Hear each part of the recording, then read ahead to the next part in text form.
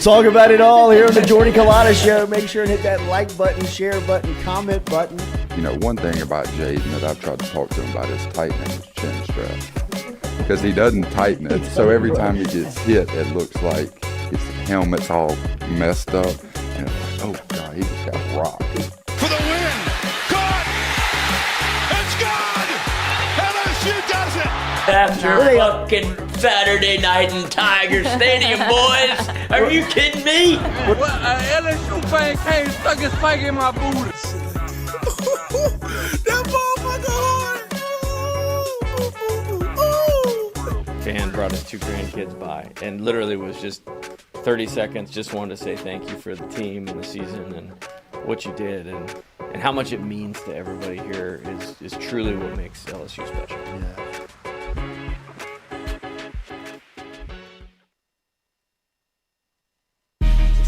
Coach Kelly, we're official. Finally, I'm get a telling chance to meet you. Thought I had to get a private audience with the Pope. There's Jordy.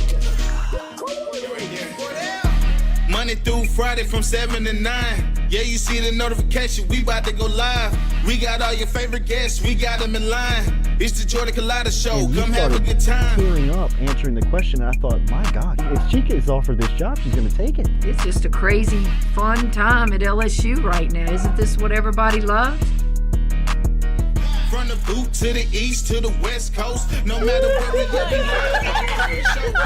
open up the phone lines. Come and join the show. Make sure you tell your friends about Jordy Culotta Show. Yeah. Let's go! Let's go! All right. Big start. Big day. Nice start. It's the Jordy Culotta Show. Come have a good time. Coach, it's great to meet you. Thanks, Jordy. Thank you for the time.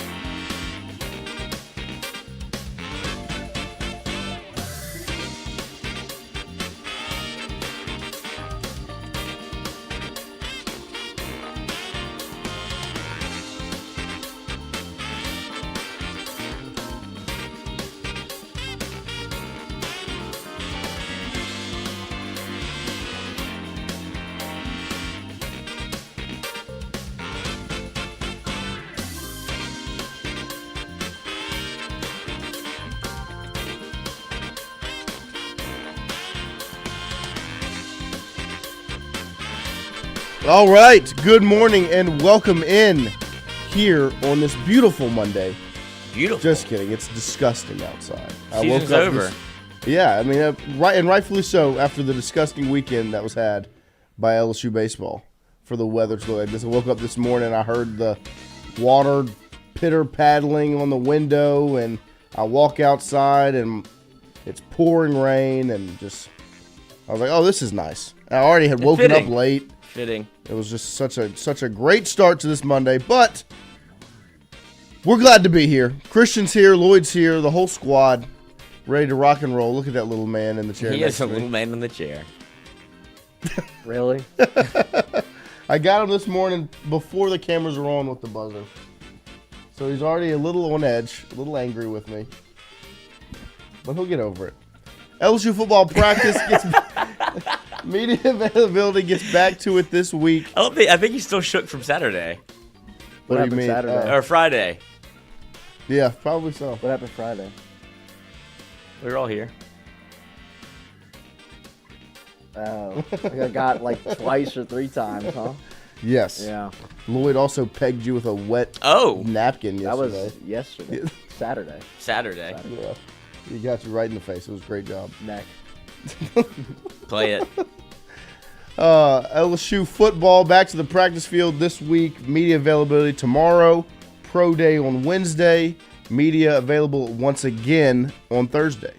So a lot of coverage there this week. Obviously, LSU baseball over the weekend. We touched on it a little bit. But they drop 2 out of 3 to Texas. And yesterday was a pretty ugly one after kind of a, I don't want to say meltdown, but, just kind of crumbled apart on Saturday. And then that turned into LSU women's basketball with a dominant win on Saturday. They will take on Florida State in the PMAC tonight. That should be a really good one. But just to get straight to it and talk about baseball, before we have Mikey here at 8 a.m. to do Mikey Mondays to talk about this series and what's next. We'll also have Joe Schwartz at 8:30 to talk about women's basketball and their game tonight. But Lloyd, yesterday, what was your biggest takeaway from that game? Because to me, it felt like it was just low energy from the start, a little lackadaisical, just kind of were dead in the water after what happened on Saturday. The doldrums of your first true road series set in on Sunday. Yeah. Of being there, not wanting to be there, and I think that it was just a culmination of winning a game on Friday that was very high energy. You felt like you had the series in hand. A lot of emotion going into that game, and then you see the Saturday game where they do we were live, and they have a curtain call in the 5th. Right. And then and that's a baseball game that LSU probably felt like they should have won. Like it'll all come back to pitching and the decisions that were made that I don't think were the wrong ones, but people have highly scrutinized already. In your second SEC series of the year, you got 8 more.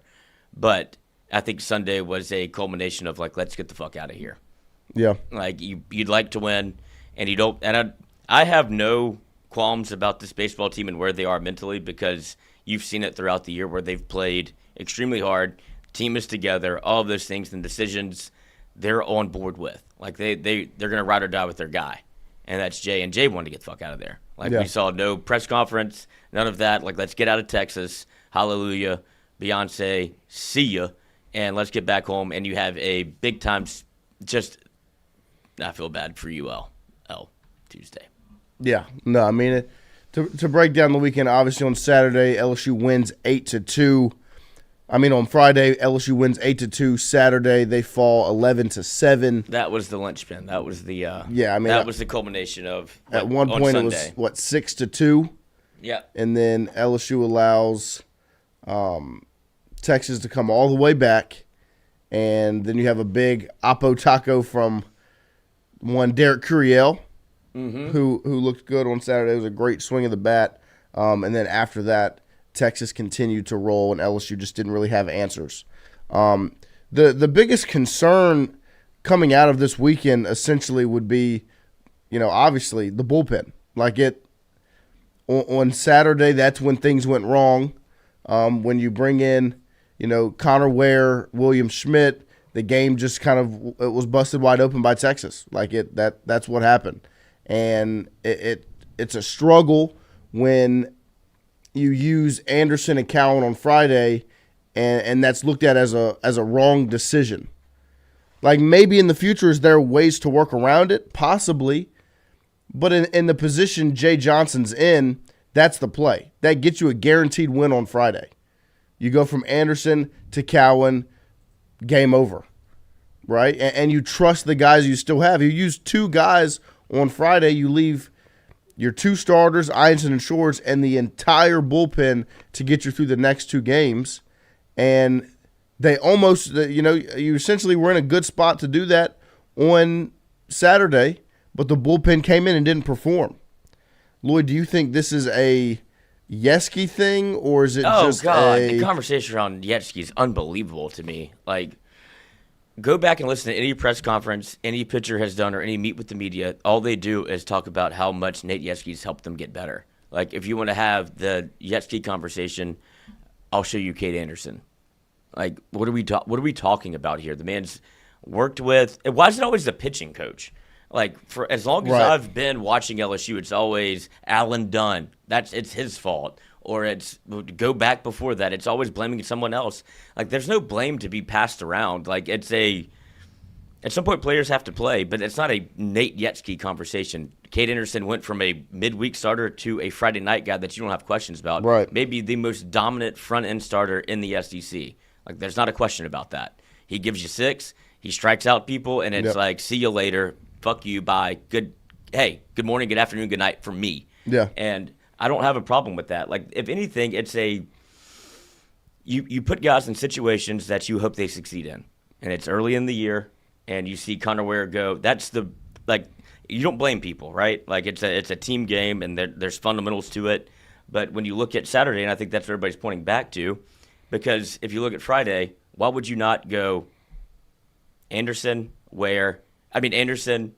and then Cowan, get me a win on Friday. Then you have 2 chances to take a series. That's the bottom line. You're trying to win 2 out of 3. You're not trying to sweep.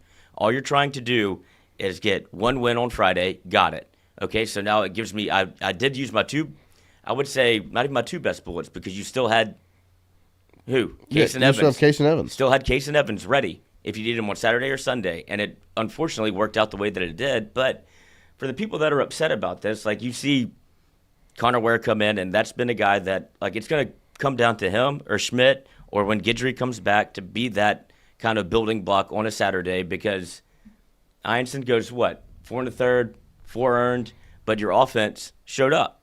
Like, that was a plenty of run support. Like, it was a back and forth affair. That was a great baseball game. Yes. And then you have Connor Ware come in. He doesn't even get it. He doesn't record an out.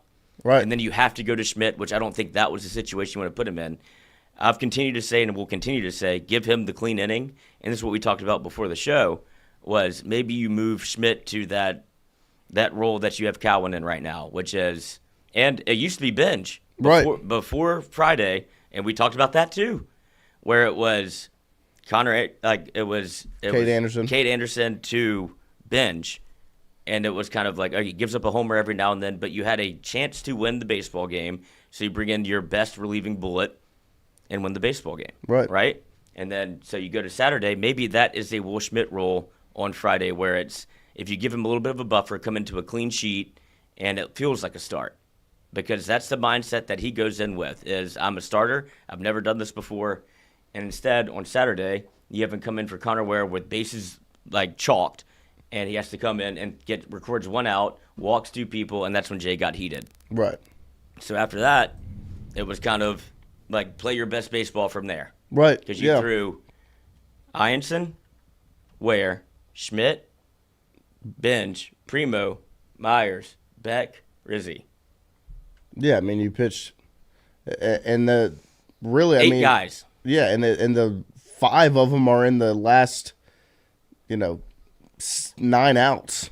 Like, you really pushed it through. You threw 7 guys to get through the game. Yeah, like that. That is not a method for success ever. Especially when your offense performed and gave you runs, but you just allowed too much to happen. But one thing to say is that it is still March, and this was the first real series for LSU baseball, first real road series as well. And there's a lot to learn. And one good thing that I saw is you saw Case and Evans go extended time in the game yesterday. Do you think there was a time that he should have been put in prior to yesterday, Lloyd? Like, do you think Saturday he could have been used earlier than he was. That's why I'm not panicking about this whole situation, because you're still figuring it out. A lot of pieces. Yeah, you know it, and there's a couple of things that are solidified. Like, I'm still very okay with Friday, Saturday, Sunday. Like, who you have starting those games you feel good about. The Evans thing was almost like, I have to use it so I don't lose it type of scenario. Like, if I don't use it, do I lose it? 40-year-old virgin? Like, at some point you have to throw him because you need to throw him. But, yeah, I think that they thought that they were scoring enough runs on Saturday to be able to win that baseball game. And so then it becomes, you're playing the math, right? Like, when it comes to Shores, and then you have to be able to, hope he pitches well, because that's your best bullet on a Sunday, and it's probably one of the better bullets in the SEC. Right. And it wasn't as good as you expected, but you had, a good performance at Texas's bullpen, where they had a Sunday starter to be determined. And it's like, okay, we know who our guy is. And so you go in with that mentality, and you're like, okay, then we can go Evans maybe 3 innings. And you saw that happen, but it was just kind of too little too late, but had to throw him. Just in case LSU mounts a comeback, they weren't able to do so. But frustrating weekend, I would say. Not like a total – I'm not melting down. Like, I feel very good about where LSU stands and how they pitched. And even from, obviously, what you saw from Cade Anderson to Ianson. Like, he threw a good – probably could have kept him in a little bit longer. And I think that might be a discussion moving forward, is to keep him to – let him get to the 5th, 6th, and see what he looks like. But if they can figure out the Connor Ware, William Schmidt, or if you move Schmidt back to midweek and put Newt in that situation, because you saw him shine the last time he had a midweek start, like, they have plenty of options. It's just all about figuring it out. Like, it's the same conversation you had about LSU's lineup last year. Like, you have the pieces. It's about fitting them into the puzzle. And I trust the guys up top to do that. Yeah. No, 100%. I think they have good pieces, and they need to figure it out. Team's talented. Yes, and so is Texas. That's why it looked like this. I mean, Texas is a good baseball team. Like, they had a to-be-determined starter on Sunday, and he came out and pitched a good game. And that's the secret sauce of playing at home. Right. Yeah. I mean, and so don't discount that. It's not all on LSU. Texas is a good baseball team. If but I never hear that man in the booth again, I can die. Yeah, happy. it was oh my gosh, that was awful. Awful, absolutely terrible. I felt bad for everyone they brought. They brought Kendall Rogers in for a period yesterday. I'm sure they were trying to buffer that man. My heart broke for him as well, to have to carry, the entire play-by-play. Do what? They didn't bring Raj back? I mean, I'm never going back in that booth. I mean, when I coached Rocket. I tell you what. But, yeah, like Lloyd said, LSU has the pieces. Now you just got to put them in the right spot. And for context, right, that matters, I'd imagine. LSU 4-2 in the SEC. There's Georgia, Arkansas, Tennessee, Texas, all at 5-1. It would have been nice then that's why you pitched the way you did, to be able to get to 5-1, right? Like, you won on Friday, use Cowan to be able to get that win, and then you hope either your offense shows up or you're able to put together a complete game to be able to win one of two. Right. I'll take my chances in Russian roulette every time with that team. Yeah. And it just didn't happen. That's fine. And so you still sit 4-2 in the SEC with 4 teams ahead of you at 5-1, like, barely. You're so young in the SEC season that the fact that people are freaking out is baseball. Yeah, no, 100%. What's next for LSU baseball? Who do they have this? I know they have ULL. Mississippi State at home. Mississippi State at home this weekend.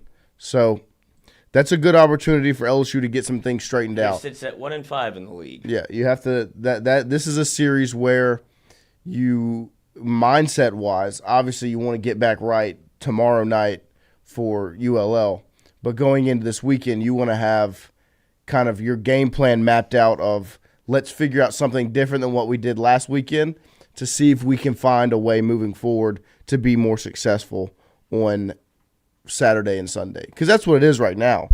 On Friday, I mean, you have Cade Anderson pitching as well as anyone in the country and putting LSU in a position to win that game every single week. So you need to find a way on Saturday and Sunday to win one game. Like Lloyd said, it's Russian roulette of, we win on Friday, we got to win 1 out of 2. And you're putting yourself in the right spot. You just have to get the job done. So it'll be interesting to see how they use the midweek game this week. If they go back to Newt again, if they throw someone else, kind of how that rhythm looks. But this weekend to me is a big one for LSU just to get those things right strategy wise. And so we'll see how that goes. But it was an uncomfortable weekend, an uncomfortable game yesterday for me. Just watching it, it was odd the lack of energy that was had. You could really tell that they were ready to get out of Austin after what went down on Saturday. But I, like Lloyd said, am not worried about their mindset whatsoever.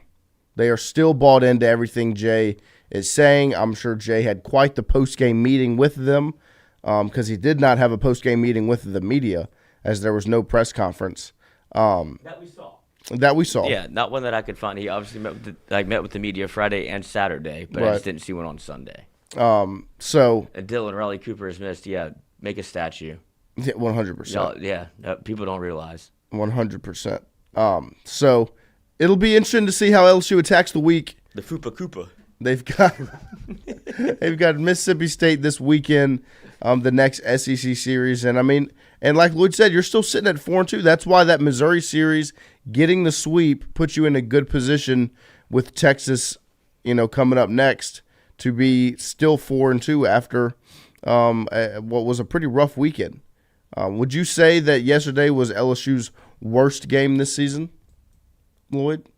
I mean, you lost to Omaha, but at least they showed a little bit of fight and came back in that game. I just think, once you got down, obviously I think they were kind of leaning on Schwartz to kind of give you a little bit of a buffer, but from what Texas showed, whether it be like tip to tail from having a to-be-announced starter and then be able to pitch like that, that's how baseball works. Like sometimes it's like you feel like you're minus 170 on Sunday going into that game, like you were the odds-on favorite, no doubt. And it just felt like once the offense didn't get rolling, it felt like kind of fight your way through it, and then you just didn't get some breaks that went your way. Like I would say it's probably the worst they've played this year, but it's, like I said, one game, very emotional Friday, very emotional Saturday, and then you kind of had like a matinee Sunday where it's like spring break or a bachelor party or a wedding where you're like, hey, engagement, or like the announcement party on Friday is fun, the wedding's fun on Saturday, and then Sunday you have to show up for brunch, and it's like, I don't want to, like, we're kind of done here, right? Like, y'all go away. Right. Go whisk off to your honeymoon. Yeah. That's what it felt like. Even mimosas weren't hitting. Yep. So, rough weekend, but time to flush it and get ready for this week for LSU baseball. Like I said, LSU football will be back on the practice field this week. Obviously, we'll get back to the LSU baseball conversation at 8 a.m. when Mikie Mahtook joins the show. I don't know why I'm so fired up. I feel like I can see it. Yeah. It's awesome. Ugh. LSU football back on the practice field this week as they're getting ready to close out the next couple of weeks of spring practice. Pro Day will also be this week, so we'll get a look at Willie Campbell, Miles Frazier, the rest of the guys as they're getting ready for the NFL draft.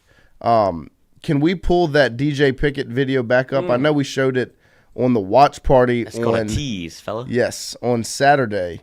But we need to get this video back up on the screen this morning because this was one. And also the Mansour Delane mic'd up that was put out, I think, yesterday was also excellent. And I thought that the LSU's done a great job social media-wise getting content out of these transfers. But this video of DJ Pickett going one-on-one with Barry and Brown should get everybody pretty fired up about LSU football and what the future has to hold, because this was just beautiful. Textbook, and it's something that you kind of missed when you're an LSU football fan from what it's looked like these last couple of years.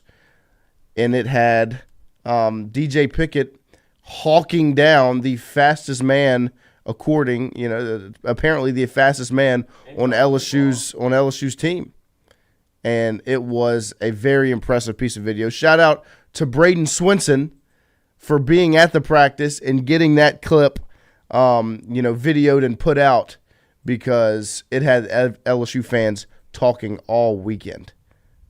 But here it is. Get off. Gets toasted a little bit here. In phase, and Bang. trust my speed. Yeah, I mean, because Barry and Brown gets in front of him.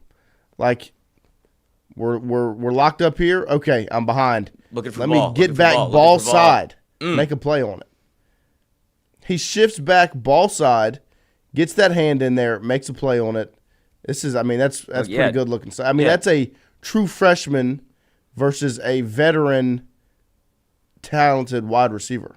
Yeah, that's a true freshman knowing that, okay, if I'm beat inside, let me get to the inside hip because I know where the ball is going to be placed. And I know it's a one-on-one drill, which makes it, in my mind, even more impressive because he could go anywhere. You don't have any safety help. You don't have anything. It's one-on-ones, and then you have the wherewithal and the foresight to be, okay, let me get back. If he's trying to work inside, I'll let him inside. I trust myself enough to be able to get my speed and get to that inside hip and look for ball. Yeah, and just especially knock with it down. the You don't have to wingspan pick he everything has. off. Yeah. Yes. He is a legit, 6'4"? 6'4", and corner he's got that can go. Long. Like, go back to the video. Don't start it. Just show the start of the game. Him in coverage, lined up on the line. You can see how long his arms are.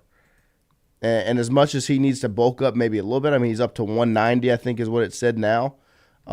He's got all the tools. I mean, look at him. Look at his arms. Yeah, that's a terrifying corner. Like, what? He can press you from 5 yards off the line. He's got a 7-foot wingspan. I don't know what the actual measurements are, but 7'3". I mean, it's impressive. And the play he makes from the ball is pretty impressive as well. So that was a nice little piece of content that came out this weekend, as well as the mic'd up for Mansour Delane, which, joined the ones that we saw from Bauer Sharp. Who else? Jack Pyburn. Some really good content coming out from LSU. But Brian Kelly met with the media over the weekend, and he talked about this team and where they're at. There's a lot of questions about some different pieces. One of the biggest ones is probably going to be Joe Sloan in year 2 and kind of what that looks like, the improvements that are made there. That's going to be one of the biggest storylines going into this season. Here's Coach Kelly talking about Sloan in his second season as the offensive coordinator. Well, again, I think all coaches are always looking to, better themselves relative to experience. But the roster obviously makes a difference too. I think there's tools when you have a returning quarterback for Joe, depth at the wide receiver position, and again, putting together an offensive line that can, do the job up front. I think more than anything else is that as they go into year 2, they went through a year of understanding what our weaknesses were and what we need to be better at. And I think that's a great place to be going into year 2, is that let's address some of the areas that we weren't as good as we needed to be. And so that's been their mindset, and I think they've addressed it quite well. We've done it with the roster. We've done it with scheme. We've done it with technique work, adding coaches to both sides of the ball. I think all of those together puts us in a better position. I mean, that is a spot that LSU should 100% see improvement. The dynamic between Sloan and Nuss, the execution on the offensive side of the ball, red zone thing, all of those pieces should be improved after what was put on film last year from those two. So I'm excited to see what the improvement looks like because it has to improve. My biggest takeaway from that was immediately goes to, the talent we added. Yeah. That's his biggest win of the offseason, correct? 100%. Is getting, and I count Nuss in that conversation, being able to get him back, obviously, but then you look at what they added on the offensive side, whether it be Bauer Sharp, Barry and Brown, Destin Hill, like Nick Anderson. You haven't really seen a lot from him yet. Yeah, Braylon Moore, Josh Thompson. Like, they added a ton of pieces, and I think he's still kind of basking. Like, don't forget, like, that's an offseason win for him. Yes. While it adds pressure to what he wants to do, it also is like you have to take your little victories when you get them, and those are 5 wins. Yeah. No, those are 5 definite wins, and that plays a part in this Joe Sloan conversation and the fact that you went out and you got better. So not only are you going to have growth for your offensive coordinator and your quarterback and being there with one another, you went out and added pieces to help them out even more. Some practice notes via Zach Nagy, because we were not able to get out to practice on Saturday. Christian was busy, so I couldn't ship him out there. Some of the team was doing other things. I was driving back from Jackson, Mississippi, and a wedding that I had to be at on Friday night. So according to Zach Nagy, some spring camp practice reports. Northwestern transfer Josh Thompson was there. First official practice with media availability that he was at. And he took reps at right tackle. Deshaun Spears, the safety, got to work with the first team and had an impactful day. DJ Pickett continued to turn heads like we saw in that clip. Safety Joel Rogers also got to work in with the ones, and they used multiple different safety variations. The defensive line looked the part. But like Lloyd said, all these offensive pieces that you've been able to add if you're LSU are part of what puts you in a good spot for Sloan in year 2, like I said. But there was one specific piece that had Lloyd on my mind this weekend as that was rude. Obviously, him to do that. The John Emery news was announced that he's going to try and return for his 7th season. But Brian Kelly let everyone know. Who's Brian Kelly to say that John Emery will not be coming back to the LSU football team. Heisman future, wherever he ends up. Wherever he goes. Oklahoma State. Come on. John Emery Ollie will Gordon. not be a part of LSU because of. Are we sure? I mean, when you look at what the running back room looks like. Put him at safety. Yeah. Star. John Emery at the star. And Harold Perkins on the same defense. How about it? 2 number 7s at the same time. The Dylan said it goes. It looks like the news of Emery got to Lloyd. It did shatter me. It did. Okay. I mean, my mind first thing went to Lloyd when I read it. It's just mean to do publicly. It was. It was mean to Lloyd for it to be announced the way it was. But the running back room at LSU is in a pretty good spot right now. When you're looking at Caden Durham, Caleb Jackson. If Ole Miss gets him, I'm going to be fucking livid. There's no way. Bring him back. If that happens, just bring him back. Don't let him go. If he goes on a visit to Ole Miss, you say bring him back. Just bring him back. If I'm Lane, that would be my first move. Just to, who else? He doesn't have just to anybody twist to the needle knife a little anymore. bit. Yeah, he needs used somebody. to be Saban. Right, no more Saban. I think Kelly's like his next. Uh huh. You know what I mean, like the little water bottle deal and the Walking through the locker room, a little one of these. Yeah, skinny boy. Yep. But I think the running back room's in a good spot. Yeah, I mean that's the positive of it is that you feel like you're comfortable enough to where you don't need I don't want to say don't need, you don't ask for the services of a John Emery. Well, I think as much as that is also like that roster spot or that scholarship, if it's there, I don't even know how many scholarships they still have available. It's 85. Right? That's the number, and then it's supposed to move to like 105 at some point. Yes. But where it currently is constructed, I don't know. Do you think that means that they're trying to do something in the spring portal? Possibly. I think they're keeping the option open. Like I think I don't know where they're at on the scholarship limit, but that was my first thought when I saw the news was they don't really want to use the scholarship for that, especially with the possibility of Trey Holly returning and all these things, where everything goes with that. And then, not knowing if you need to add another defensive lineman or defensive back in the portal window, in the spring portal window. So I think that was my thought when it came to Kelly announcing John Emery would not be back with LSU football. But they're definitely era. It's the end of a long almost roller coaster like era for John Emery. But I definitely think one of the part of the conversation is the run game. The running back room is a much better position. But speaking of the run game, you need the offensive line to step up.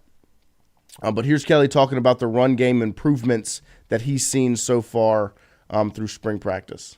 Well, I think there was a couple of things. We were playing young backs that were learning. Josh certainly was a veteran for us. But, Emery went down with the knee in camp. And Josh became, he couldn't be the only guy. So we had to play some younger players, and they were learning. From an offensive line standpoint, we had, I think more than anything else, the opportunity to be successful there. But it's about committing to it. And I think there's just much more of a commitment to it in everything that we're doing, from Alex, who's the run game coordinator, to Coach Sloan, seeing the importance of what we need to be physical up front. I think it's just a mindset that we lacked at times last year that we've really worked hard at building in January. Yeah, no, I mean, that all sounds very good. But when it comes to the run game, for me personally, I'll believe it when I see it. Like, I think it got very much hyped up ahead of last season's season opener. And then the way it went. That was the mindset, right? Right. Like, you felt like that was a good mindset to have. So that's what I took from that, is like, it's a mindset thing. What's changed? You lost probably your two best players on the offensive line, and now you expect the mindset to change. Like, I don't think Will Campbell had a soft offense. I don't think he had a soft mindset. No. Now, obviously, I do like the Alex Atkins addition. That's what I think changes. And I think that can help 100%. But I'm just in the camp right now with the run game of I'll believe it when I see it. Like, that's just where I'm at. Whenever I see week 1 against Clemson, what I see in the run game, that's what I'll believe.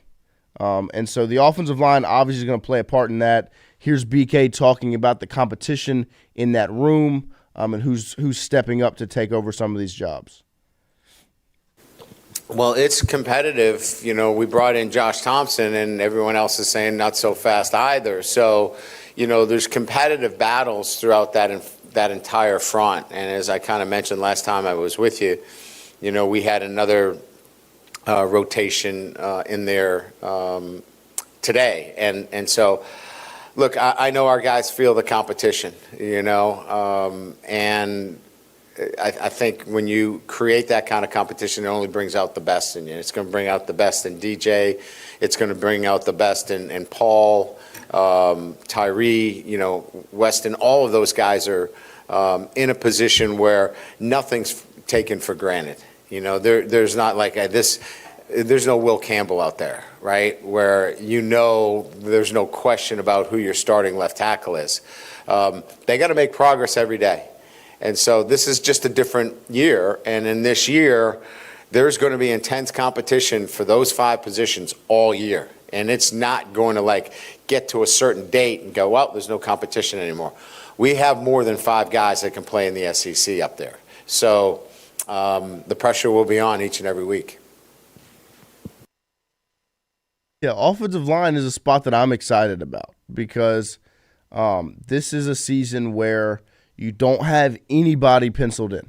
Like the last, really, I guess, 3 seasons, you've kind of had your guys penciled in. It's been the same line. This is a year where these are guys that Brad Davis went out, recruited, developed over the last couple of years, and now it's their opportunity. You went out and you added 2 guys in the portal who are veteran pieces.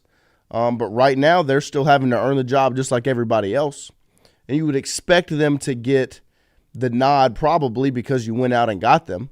But I'm excited to see what it looks like for a group of guys that Brad Davis went out, recruited, brought to campus, got them committed, and has developed over the last couple of seasons and what that looks like. Guys like Tyree Adams, who's a St. Augustine graduate. Weston Davis, who he went out and got, I think. I've never heard somebody not say St. Aug. Really? Yeah, I just went to St. Augustine. Yep. I pray to you. And then, Ori Williams, you just go down the list of these guys that he grabbed, brought in. DJ Chester, obviously got to see him last year. Will he be a center? Will he be a guard? All these pieces that they're putting together, I'm excited to see the way that it comes to fruition, especially when we get into fall camp and game number 1. And I think we can't really mention the run game without mentioning Alex Atkins. You saw some of the film come out from WFB and Johnny, who continues to just crush the coverage circuit. Like, you see some different things that just a little different shows from the run game that you haven't seen yet, whether it be orbit motion, like jet sweep motion, like behind instead of in front. Like all this is going to help you in the run game. because it gives you a different look. LSU has way too many dynamic playmakers Yes. to not utilize like a little bit of eye candy, and that's what this looks like they're trying to incorporate. And then the pistol, like we screamed for it last year to get Caleb Jackson downhill and now under center. Like these are all things that look a little bit different that LSU was doing from last year, and I trust Garrett Nussmeier to be able to handle all of this. Yes. Like he's a pro-style quarterback in the truest sense of the word, like of the new era. Like he's not Peyton Manning where he's going to drop back and fucking keep it up here. But he can move around a little bit, but also like he's good enough and been coached up well enough to be able to handle the like a center snap like under center as opposed to everybody has to be under the gun. So I like to see them working out of pistol, working under center. Like all these things are going to make a difference. And Caleb Jackson looks He's absolutely a monster. fucking huge. Jesus. Yeah, he is a He lost weight. Yep. Still massive. But yeah, no, I mean, as much as we talked about with Sloan in year 2, it's also a year 2 for Nussmeier, and I'm perfectly fine with those things, that Lloyd addressed, and those things falling on Nussmeier's plate. I think he can 100% handle all of those different aspects of the game, and I'm excited to see what the run game looks like with all of these weapons you have. Because like Lloyd said, you have to find a way to make everybody a threat at all times. And like in 2019, that was the RPO of the threat is Joe going to keep it and run? Is he going to hand it off to Clyde? Is he going to throw a slant to Jamar? Is Justin going up the side? Like what? That was the way to make everyone a threat. Now in the run game for LSU, you have these fast, dynamic pieces on the outside. Bring them in motion. Bring them around. Jet sweep, go touch pass, whatever. Find ways and different wrinkles to make it all a threat, so that when Caleb Jackson gets the football, he's going downhill and there's a much bigger hole for him to run through than the zone read handoff. It wasn't his game. It's not Nussmeier's game either. No, it's not a threat. Yeah, at all. So if it's not going to be a part of your offense where, like, that was the one sticking point last year that we all kind of were holding on hope to that. I mean, you even saw what was against Arkansas where he finally pulled one and even looked to the sideline. I was like, I can do it. And it's like, it shouldn't be that celebrated, but I get it. Like, it was a good moment. Cool. But also never did it again. Right.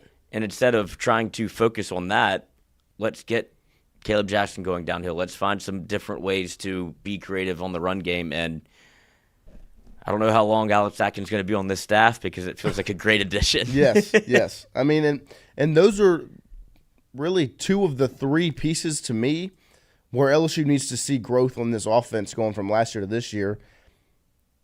Making everyone a threat and getting away from the zone read run game. Like a threatening rushing attack, plus blocking it better as an offensive line. Like they do have to run block better. There were woes there last season. And then be a threat to throw the football deep. Like that also is a piece that gets kind of thrown under the rug when you're talking about the run game is, there's not a deep threat. You saw that open up as the season went on. Those last, 2 games where Chris Hilton was back and you finally had some sort of a deep passing attack. That's going to set up more things offensively for the run game because it's going to open up the field. And so I also think some of the pieces you've added offensive, like a Bauer Sharp, will help out. As he's obviously somebody that's going to set the tone. And here's Kelly talking about Sharp and who he is and how he's impacted the tight end room so far. Well, I think it starts with just his mindset and the way he fits into the program.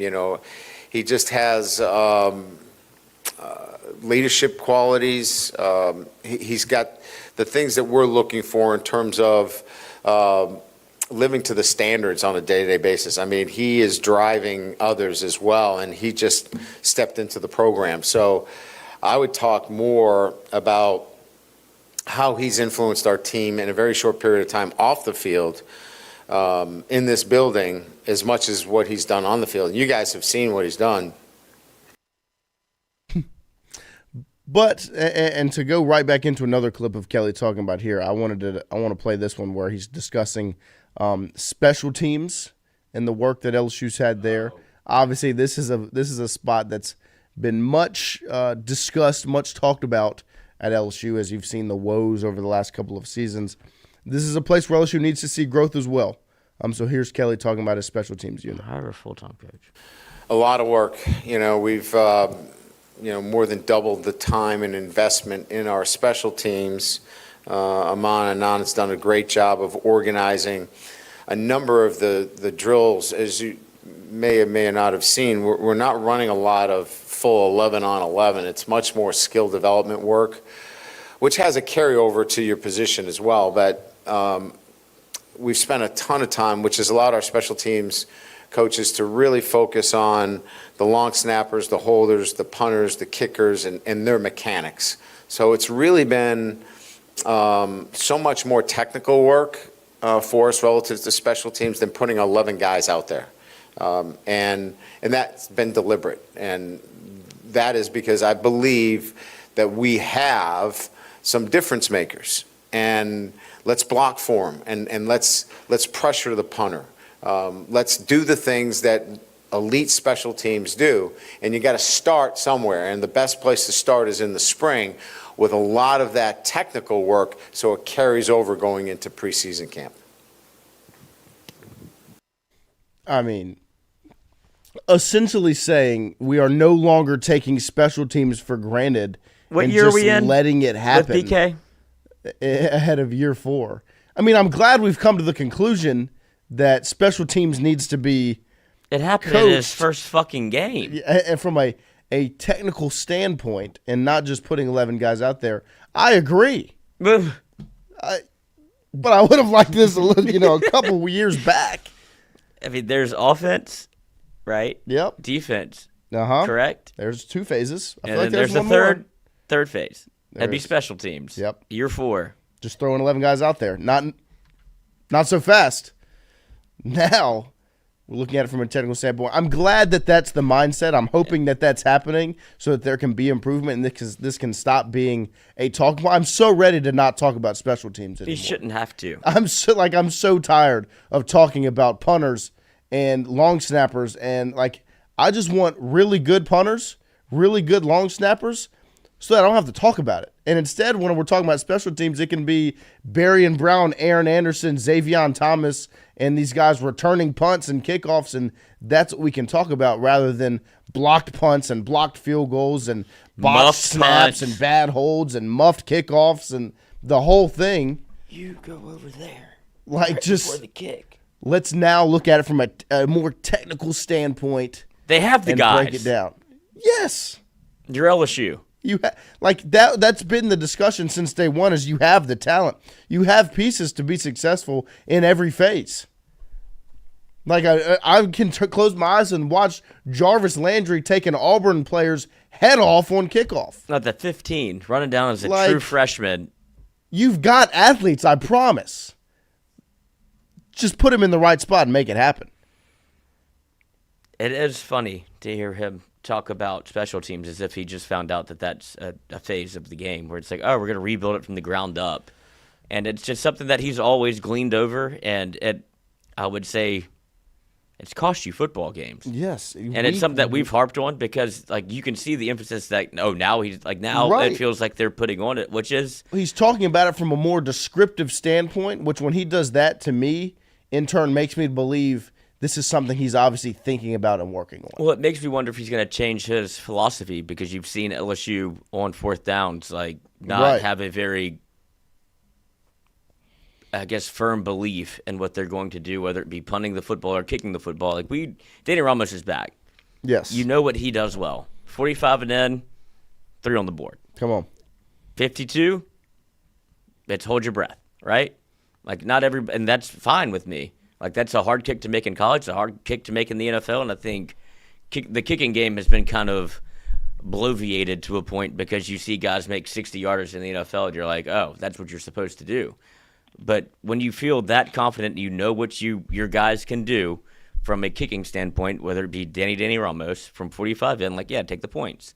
But from a punting aspect, whenever you see LSU go for it 4 times in the first quarter against Nichols, you're like, okay, because you can't feel like you could pin anybody deep, and then if you do punt it, they get it at the 35. Bless you. But like that's where I'd like to see. Like you brought in a transfer punter, you bring in a special teams, not coach, but advisor, Analyst. And so like that. You have to be great at all three phases to be able to win a national championship. And it feels like we've finally gotten to the point where maybe we're focused a little bit on that third phase. Or focused at all on the third phase, because that's what that's what stood out to me about the quote is it made it feel like that it's just kind of been pushed aside for 3 years, and it looked like it. Like that was the thought from my standpoint. It looked like it wasn't something that was really worked on to an extent until you saw like it affect Matt. Like I'm glad that the punt and kick returning issues were resolved. Those were no longer being muffed, and you were now being a threat from those standpoints. Johnny L. Goodson in the chat, the issues are becoming glaring now. He's got a lot of putting up to do.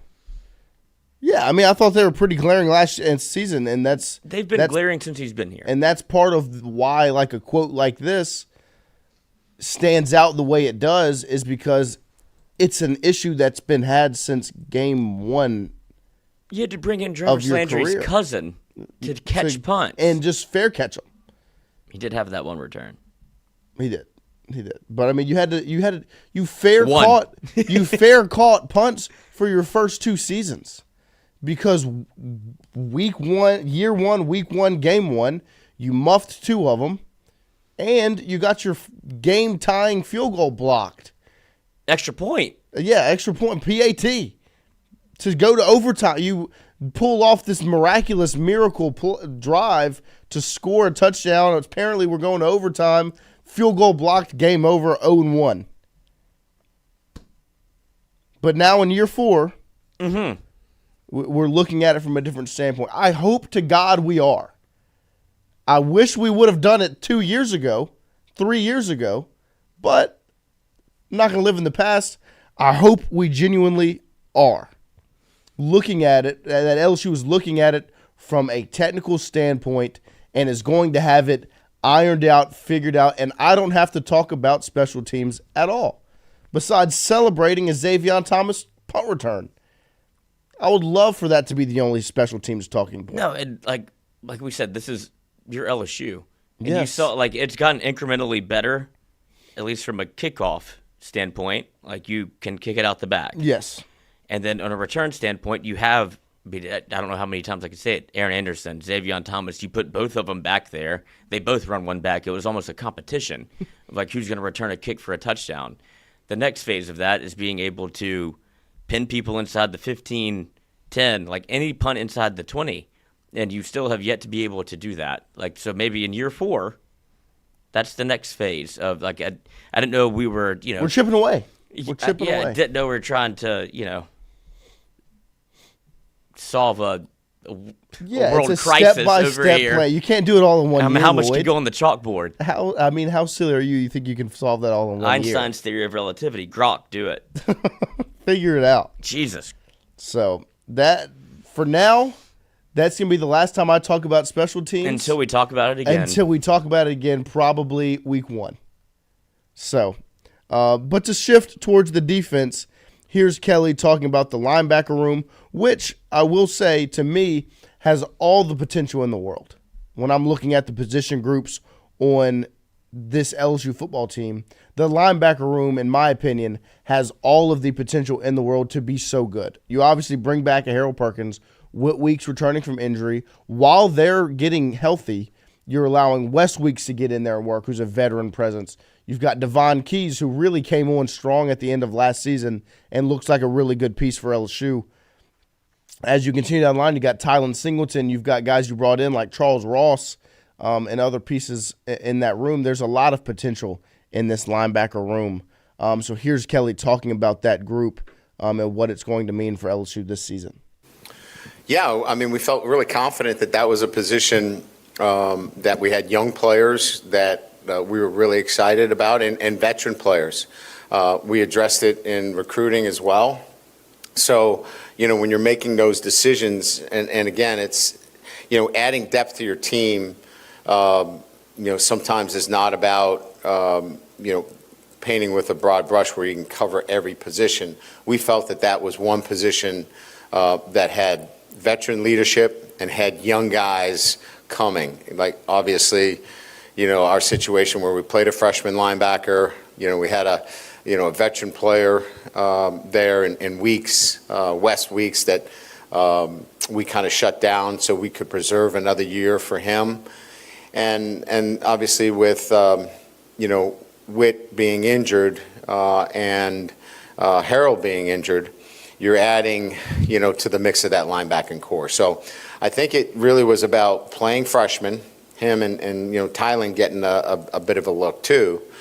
Having two players that we think are premier players in Witt Weeks and Harold Perkins, and then having, a veteran like Wes really gave us the balance that we didn't think we needed to get into the portal. Yeah, no, I mean, that like I said, that's the balance talking about, where you've got young pieces, you've got very talented pieces that have proven it in Perkins and Witt Weeks, and then a veteran piece like Wes. And the thing I really like is that they're all getting opportunity now in spring. As much as we don't make too much of spring practice, this is a really good time for the guys in that room to have an opportunity to grow and move in the right direction, because they're getting the chance to get on the field and play.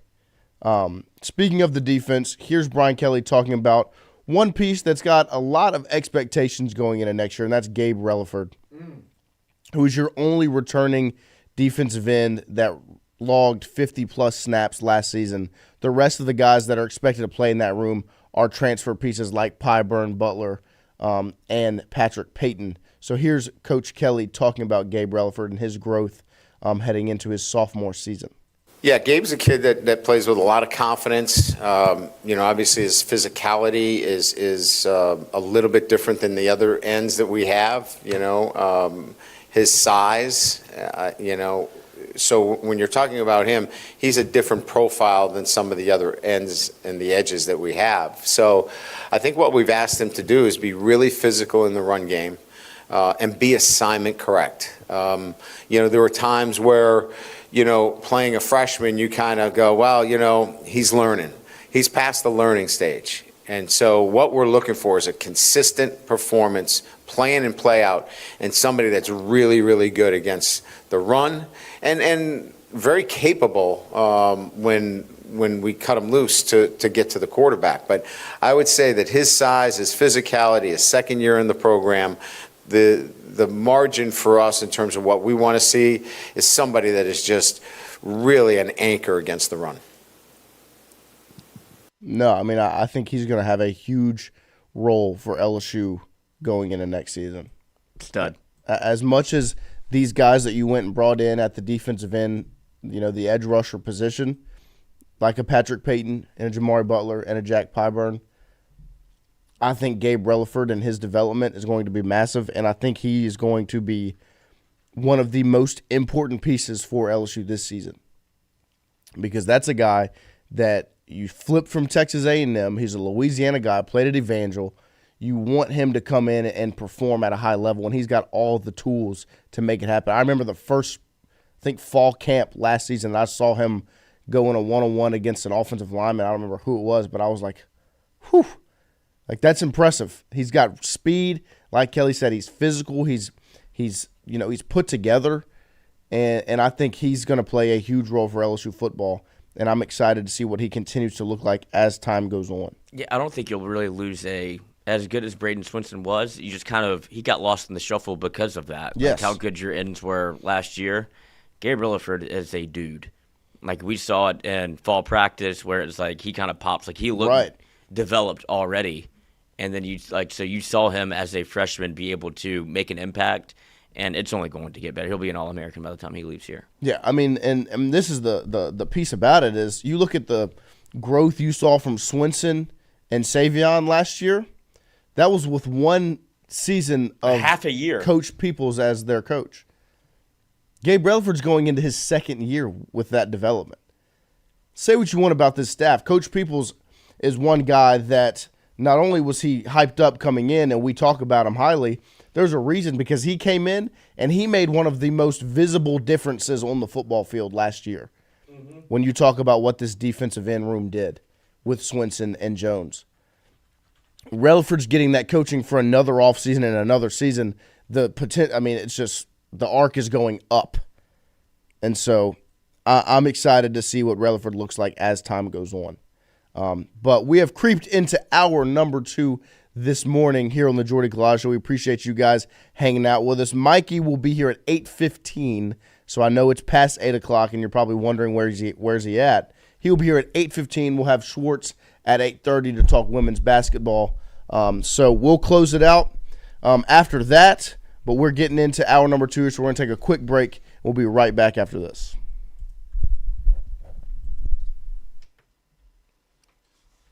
Red Stick Sports. Red Stick Sports, a people in Baton Rouge to all sports fans, was founded back in 1981 and has remained a family business for over 40 years. Today, they still have the great selection on the floor, but they're also a leader in custom apparel for businesses, sports teams, and other groups. Take it from us, everybody over here at FM Digital Media. They help us out with all of our apparel. Let them help you out today. Go ask for Cody over at Red Stick Sports. Check him out online at redsticksports.biz.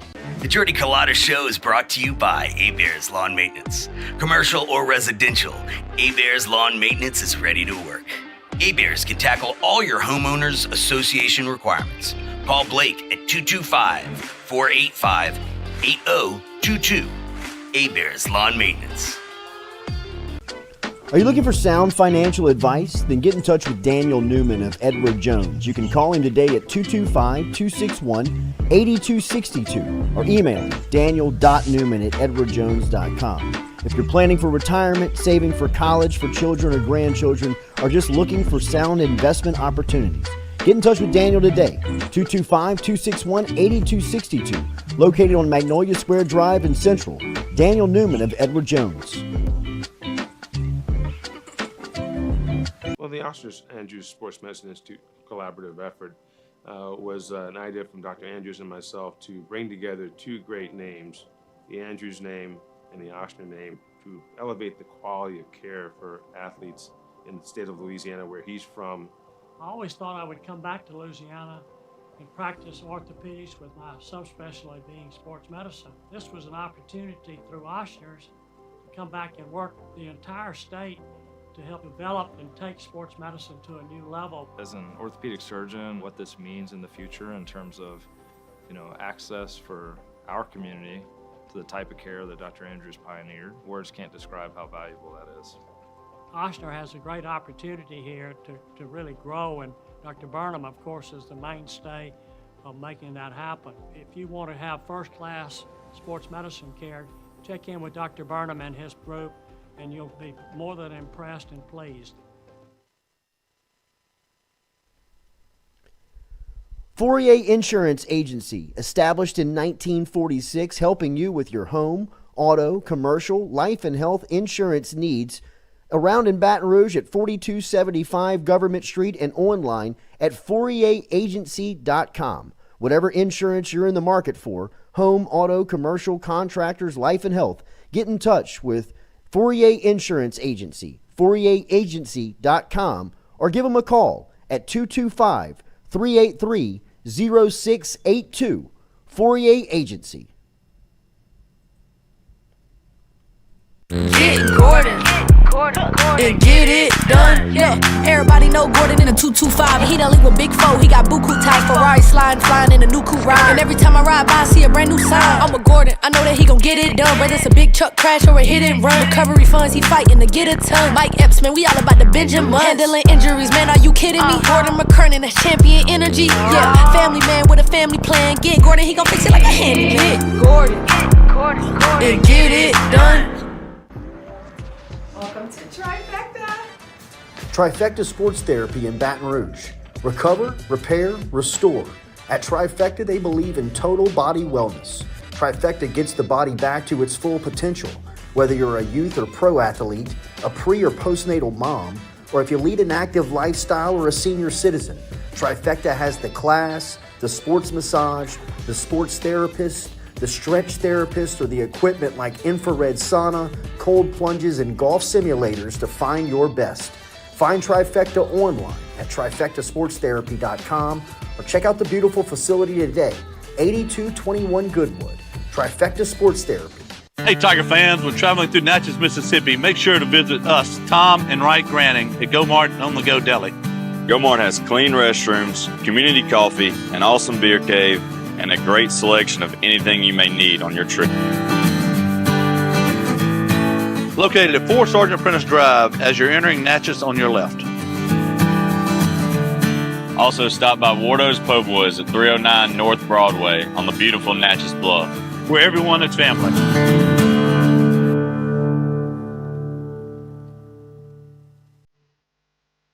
Got chores that need some extra muscle, but a large piece of equipment is overkill? That's what John Deere compact utility tractors were made for. Powerful enough for the work you need to do. Compact enough for how you need to do it. Find the equipment that's right for you at Sunshine Quality Solutions. Check out our current promotions and learn more about what it means to be powered by sunshine at sunequip.com.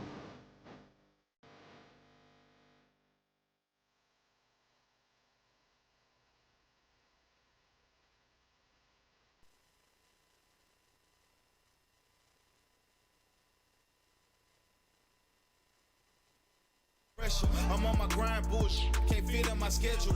I'ma do what's best for me. You can keep all your lectures. Spend the summer stacking bread, might be gone to November. Pulling up like Trey Young just to freeze up December. I got niggas on the blood like traditional sinners. OGs love me, so I hang with traditional winners. I took a break for a minute, I had to go charge up. Had to focus on my business, I'm coming back smarter. Hit up DJ, tell him go like I'm dropping the Carter. Coming back like KD, it's time to go harder. Bounce back, can't let you fold up. Keep pushing, can't let you slow up. Bounce back, can't let you fold up. Keep pushing, can't let you slow up. Bounce back, can't let you fold up. Keep pushing, can't let you slow up.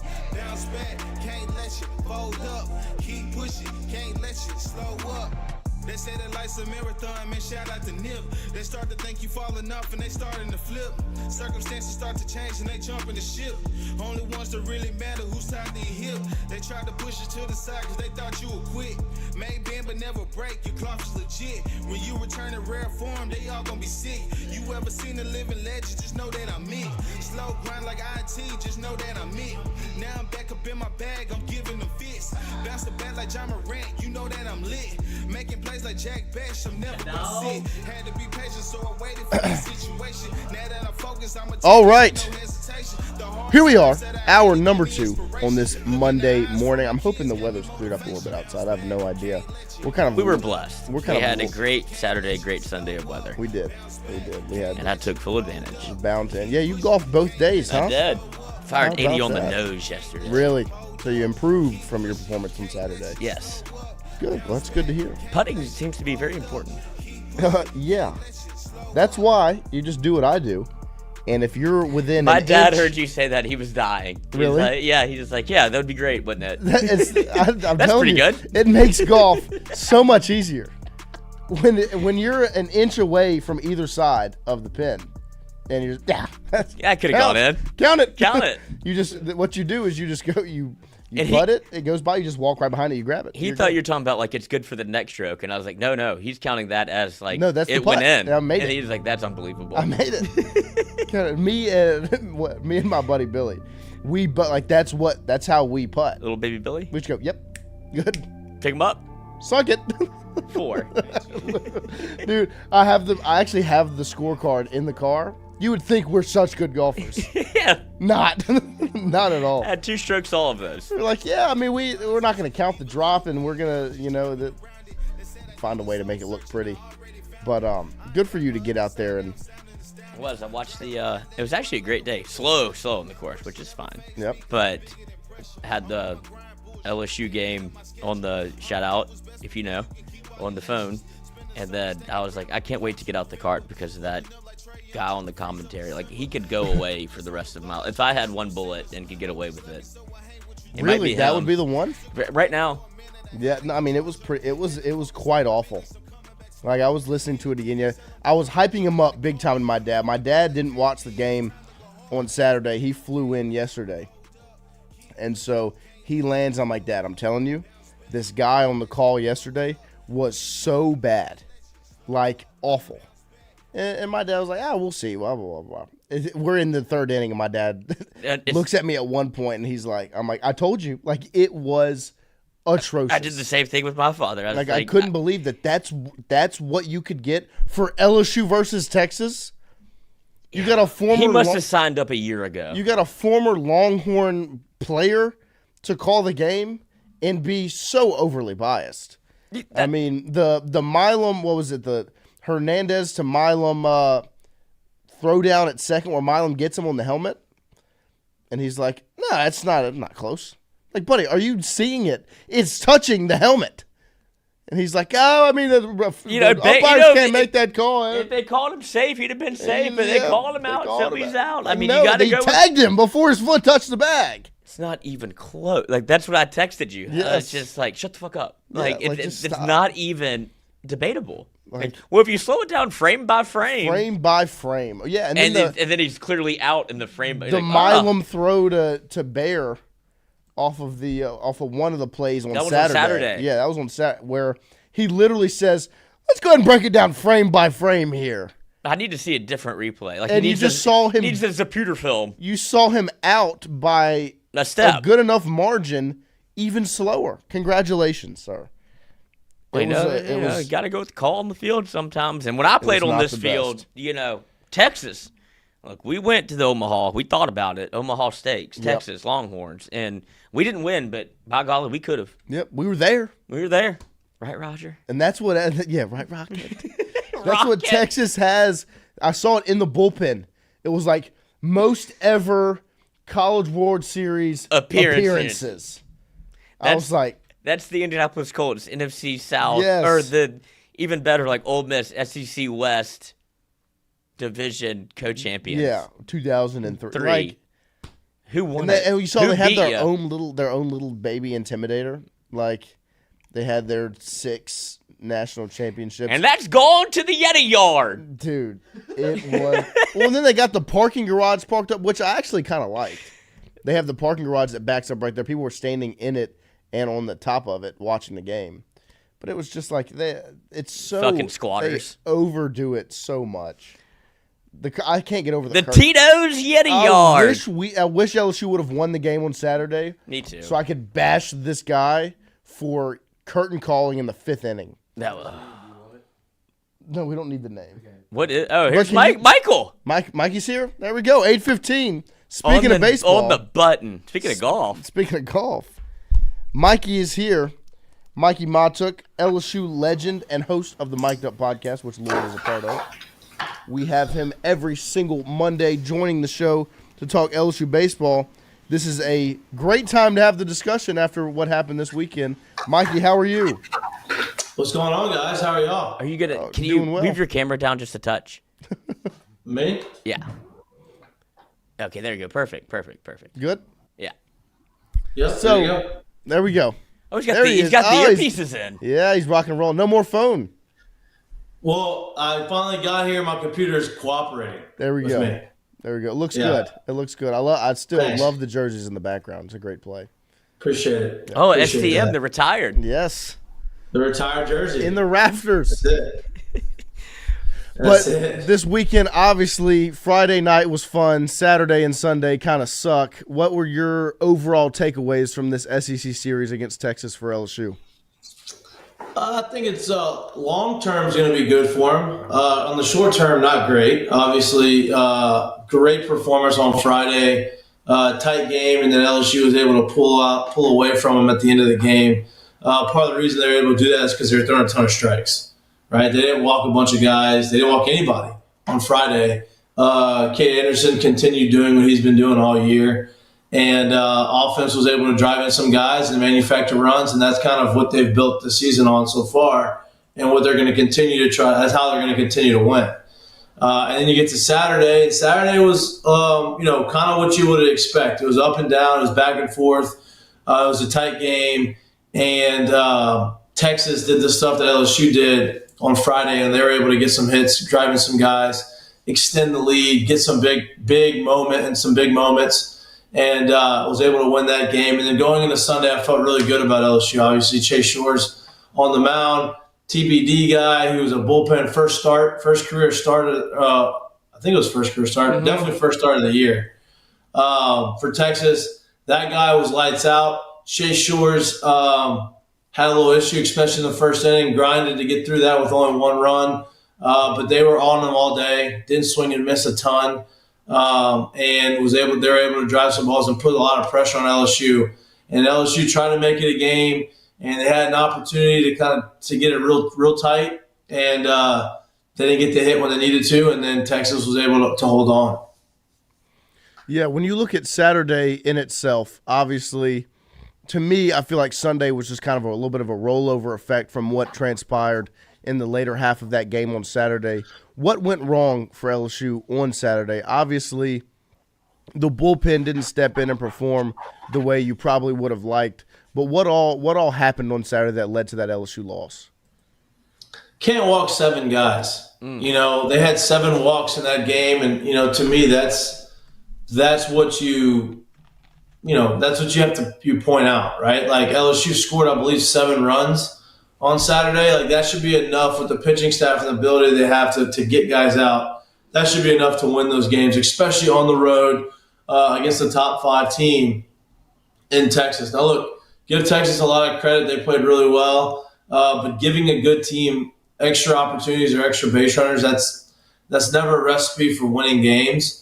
And that to me, that's what you point out on Saturdays. They walked 7 guys. They gave them 7 free base runners, and Texas was able to take advantage of that. Let's get to the meat and potatoes of this conversation. Obviously, a lot of conjecture about the bullpen. What are your thoughts on whether it be Connor Ware, William Schmidt? Where do you think LSU goes from here? Because obviously they have Jaden Newt going on the midweek. What are your thoughts on where they go from here? Because I'm not in the camp of panicking. Like, I think Schmidt's going to figure it out, but I don't want to answer the question for myself. That's why I posed it to the big leaguer. Yeah, so I'm with you. Look, don't panic. I mean, it's the second series of the year. You went 1 and 2. Yeah, you didn't win it. It's on the road though. It's a good team. When I said this weekend is good for LSU in the long run, not great in the short run, it's for that reason, right? A lot of these young guys are getting valuable experience failing early on in the season, right? William Schmidt has had 2 opportunities over the course of 2 weekends, and it hasn't been his best outings. And he's going to get better from that. He's super talented. He's a guy that's going to continue to get opportunities, and eventually he's going to perform really well. So I wouldn't put a ton of stock into that. Yeah, it sucks, and you want to win every game, and you want that guy to go out there and be lights out from day one. But the reality of it is the SEC is very hard to navigate through, especially as a freshman, especially when you're trying to figure out what the hitters are trying to do against you, and the hitters kind of don't really know you, but they have a little bit more experience, and so that's a tough position for a freshman to be in. And I'm not worried about William Schmidt. I think he's going to be really good. He's going to be a high priority. He's going to be a high leverage guy for LSU this season. Now, as far as Connor Ware, you've seen the ups and downs of him, and I thought he kind of righted it over the last couple games, and then you kind of saw it creep up again this weekend. So I don't really know what you do there. You don't have a ton of lefties in the bullpen, but you've got to, at some point, figure out guys who are going to be able to throw strikes and not walk guys and be able to count on them consistently and not say, with 50-50, what's going to happen today, coin flip type thing. But I'm with you, man. I don't think you panic.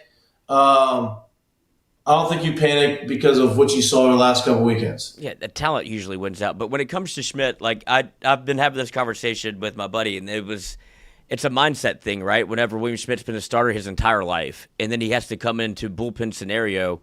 Have you had conversations with people that have had to make this transition before, where from probably age 8, he's been starting baseball games. Now he has to come in high leverage as a relief pitcher. What's the difference between those two things, between a starter and a reliever?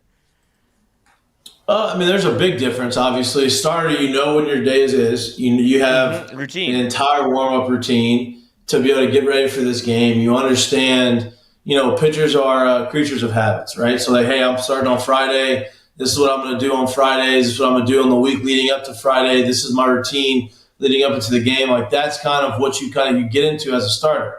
As a bullpen guy, you don't really know when you're going to pitch. You can pitch on Friday, Saturday, Sunday, Tuesday, Wednesday, or all of the above, right? You just don't know. The game dictates when you're in there, so you always have to be ready, have a always be ready mindset. As far as him kind of adjusting to that, I think that he's understood kind of what his role is going to be from the beginning of the season. I don't think he assumed he was going to be a weekend rotation from day one. Right? Yeah, in the weekend rotation as a starter from day one. Now, he started on the midweek games, and so he kind of went through his routine there. But he also threw some stuff threw out of the bullpen early in the season. He's had some opportunities. I don't think that that's necessarily the reason why you see some of the struggle. I think you see some of the struggle because he's just a young guy, and he's in a big opportunity, and he loves LSU, and he's always dreamed of doing this. And it's an opportunity for him to kind of show that he's deserving of that spot, which I think he is. I think it's just going to take some time for him to kind of understand that and kind of slow his heartbeat down and kind of relax a little bit. But like I said, I'm not worried about him one bit at all. I think that he's going to be a guy when you look up at the end of the season, the postseason, that you're counting on a lot. Now listen, maybe there's an opportunity if he starts to pitch it really well that he ends up in the rotation. I don't know, because Saturday and Sunday for 2 weekends in a row hasn't been ideal. Hasn't been what you wanted to see. I'm not saying you should make a move in the rotation yet, but you've got to get some length from those guys on Saturday and Sunday. And I've got one more for you, because just in terms of like the pitching scenarios, because you saw Cowan come in obviously on Friday. LSU has a 6-run lead, and it wasn't necessarily the case whenever Cowan was getting hot, getting ready, that he comes in. A lot of conjecture has been made about using that, I guess, that bullet, so to speak, on a Friday whenever you have Saturday, Sunday left. But is it not the right strategy to SEC on the road, get a win on Friday, and then you have 2 chances to get another one? How many pitchers did they use on Friday? 2, right? 2. So not only did they get a win on Friday, you start off the series 1-0. It's hard to lose. It's hard for a team to beat a good team back-to-back games. It happened this weekend, but it's hard to do that. So now you go into the weekend 1-0 with your whole bullpen available, right? You only use 2 guys. Use the starter and you use Zach Cowan. At what point did you want to use Zach Cowan this week, the rest of the weekend? That was going to be beneficial for you to win a game. Saturday? Right. Maybe, but you were losing. You know what I mean? You wanted to pitch him in a 1-run game, and for me, I think I'd rather have a 1-0 record going into the weekend and have a full bullpen available to you so that you can mix and match and try to figure out how to navigate through Game 2 and Game 3. And I thought that was the correct decision. Anytime you can get a win on Friday, like you said, you get a win. You get the W and you move on. I don't know. I'm not here to second guess decisions, because it's the right call. It was the right decision. You get one. I mean, it's not second guessing anything. If there was a second guess, if there was a conversation to be had about, okay, why didn't this guy pitch? I would say, why didn't Casey Evans pitch on Saturday and why did he pitch on Sunday? Right? If there was going to be, hey, what happened here, what happened there type of thing. But, the other guys, Jay believes in a lot, and he should, because they've been really good. So, you don't know that they're not going to perform until they don't perform. Right.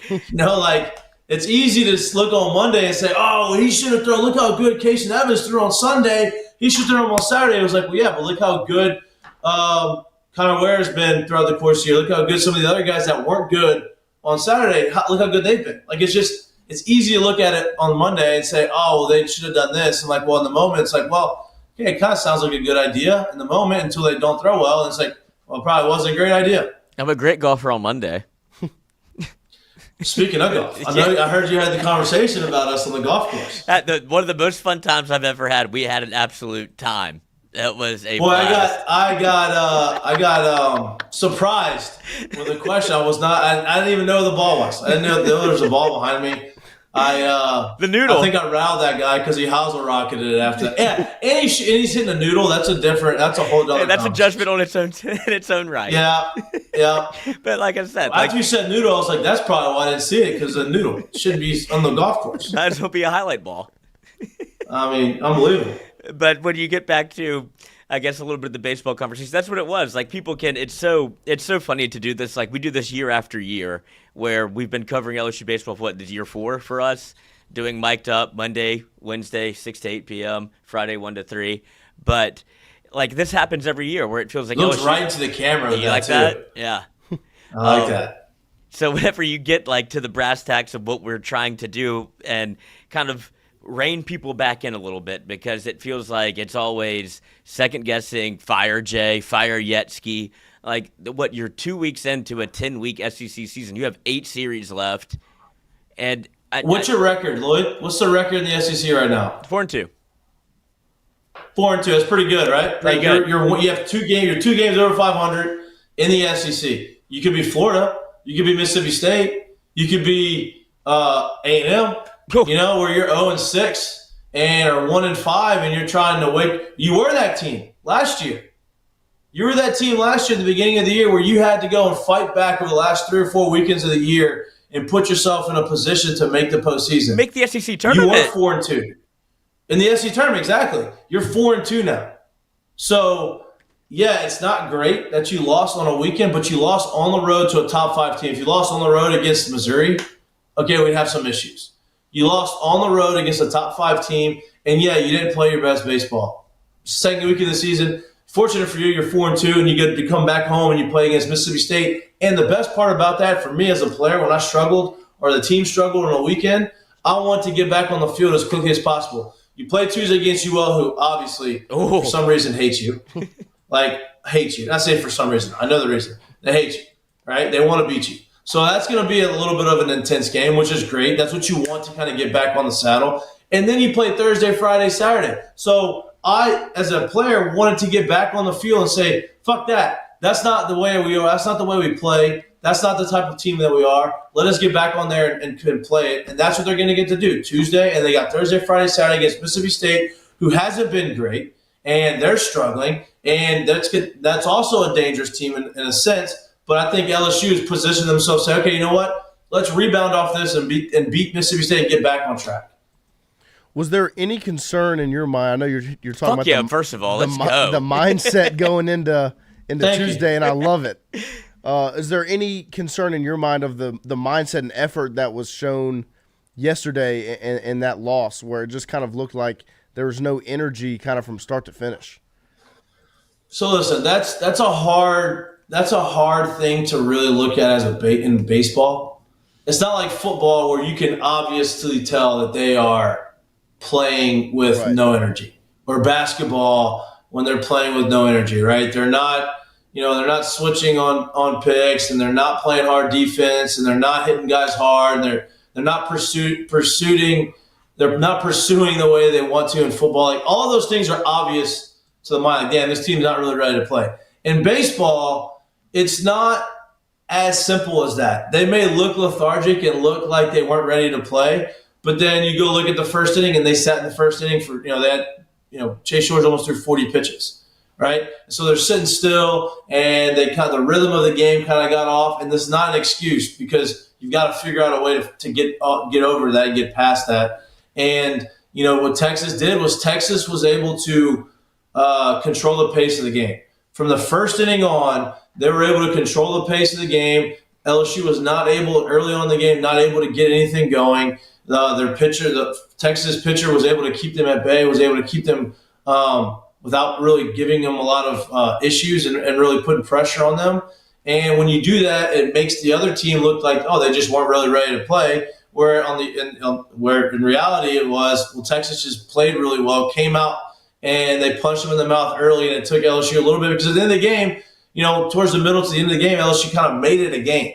They had an opportunity to cut the lead to, it was a 4-run game. They had an opportunity to cut it to 2 or 3 runs, 1 or 2 runs potentially, right? And so I believe it was a 5-2 game, and you had Luis Hernandez as the play with the runners on first and second or first and third. So, you had the opportunity to get back in the game and get that momentum and make it not look like they were lethargic. And so I would be careful with the whole, they weren't ready to play or they came out flat type thing. Like, that is a thing.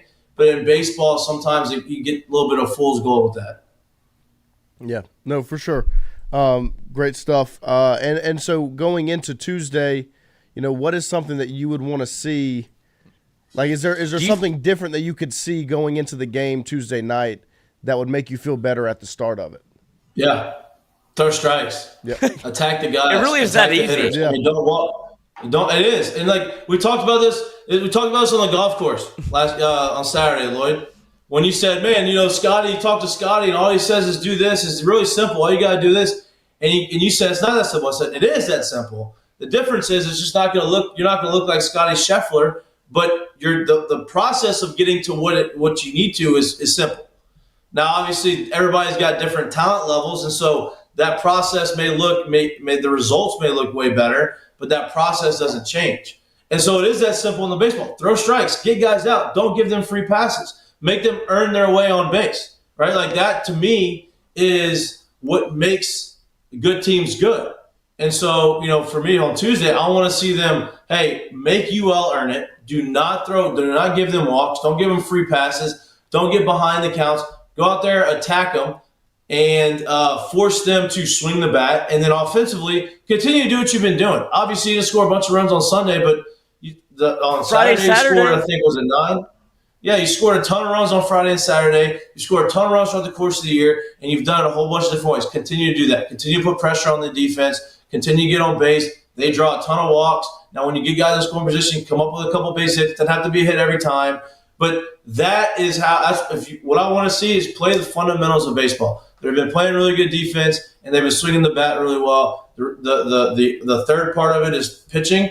It hasn't been consistent enough. They're too talented on the mound for it not to be consistent. And I know Jay's telling the guys the same thing. Hey, throw strikes, and you're not getting this issue. You're not in this problem. You're not giving up 7-8 runs against teams that you shouldn't give up runs to because you're throwing strikes and you're forcing them to swing the bat. Yeah. Jay was hot Sunday. Hot. He should have been. Yeah, I agree. And I think that's why. Because of, just throw strikes. He has got to go out there and do the mound visits. We did all of this scouting and reporting, and, brother, put it over the middle. I don't care because you have one of the best defenses in the country and you offense that can – they were averaging 10 runs a game before Sunday.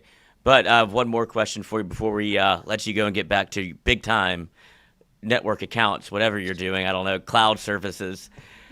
Split jersey tomorrow? I promise you I'm not doing anything with in the IT world. I promise you that. Hey, you're on the internet. You're good. It gave me a little issue, but I figured it out. That's right. And no Excel sheet. I know that also after Friday. Nope. Some. But split jersey for you on Tuesday? ULL, LSU. Split jersey? What the hell does that mean? No way. Split jersey? Just because I'm from Lafayette doesn't mean, no. LSU all the way, obviously no jersey. I'm not wearing a jersey because that would be weird. Break glass in case of emergency. Should I just show up with my jersey? Haven't seen the number 8 yet this year. Full uniform. Yeah, well, number 8, yeah. I think that's I've seen a couple of Bregman jerseys in there. Oh. Yeah. But, LSU obviously all the way. Look, UL... going through their own little stuff right now, but UL is, every time they come in and play LSU midweek is they're going to try to beat them. I believe they beat us a couple of times when I was there, but they're going to come in there, they're going to try to win the game, and they're going to try to reap the benefits of what Texas did to LSU. Curse Cajun-omics. Yeah, that too. Kick LSU while they're down. Try to give LSU their third straight loss going into the weekend. I don't think that's going to happen. But yeah, I mean, it's going to be a fun one. I'm going to try to. You're going. I think I am going to be attending that game. You're going. I think it's going to be a popular one for everybody. I think I'll be there as well. Christian, are you going? I can't hear him. To the game Tuesday night? You can't. We'll be there. Everybody's going. It's a good one. I can't Should wait. be. I can't wait to see. It's a great game to go. Weather's warming up. Yep. You think Newt Tuesday? I think Newt throws on Tuesday. Now, here's the other conversation. Does Newt would he throw another 4 or 5 innings, or they say, hey, here's a couple innings and we need you for the weekend? Right. That's what I was going to ask. It's a Thursday, Friday, Saturday series this weekend against Mississippi State, so you don't have as much time to recover for him to be ready to pitch on Saturday and Sunday, right? I would imagine if he throws 4 innings on Tuesday, he's probably not going to be available until Saturday, at least.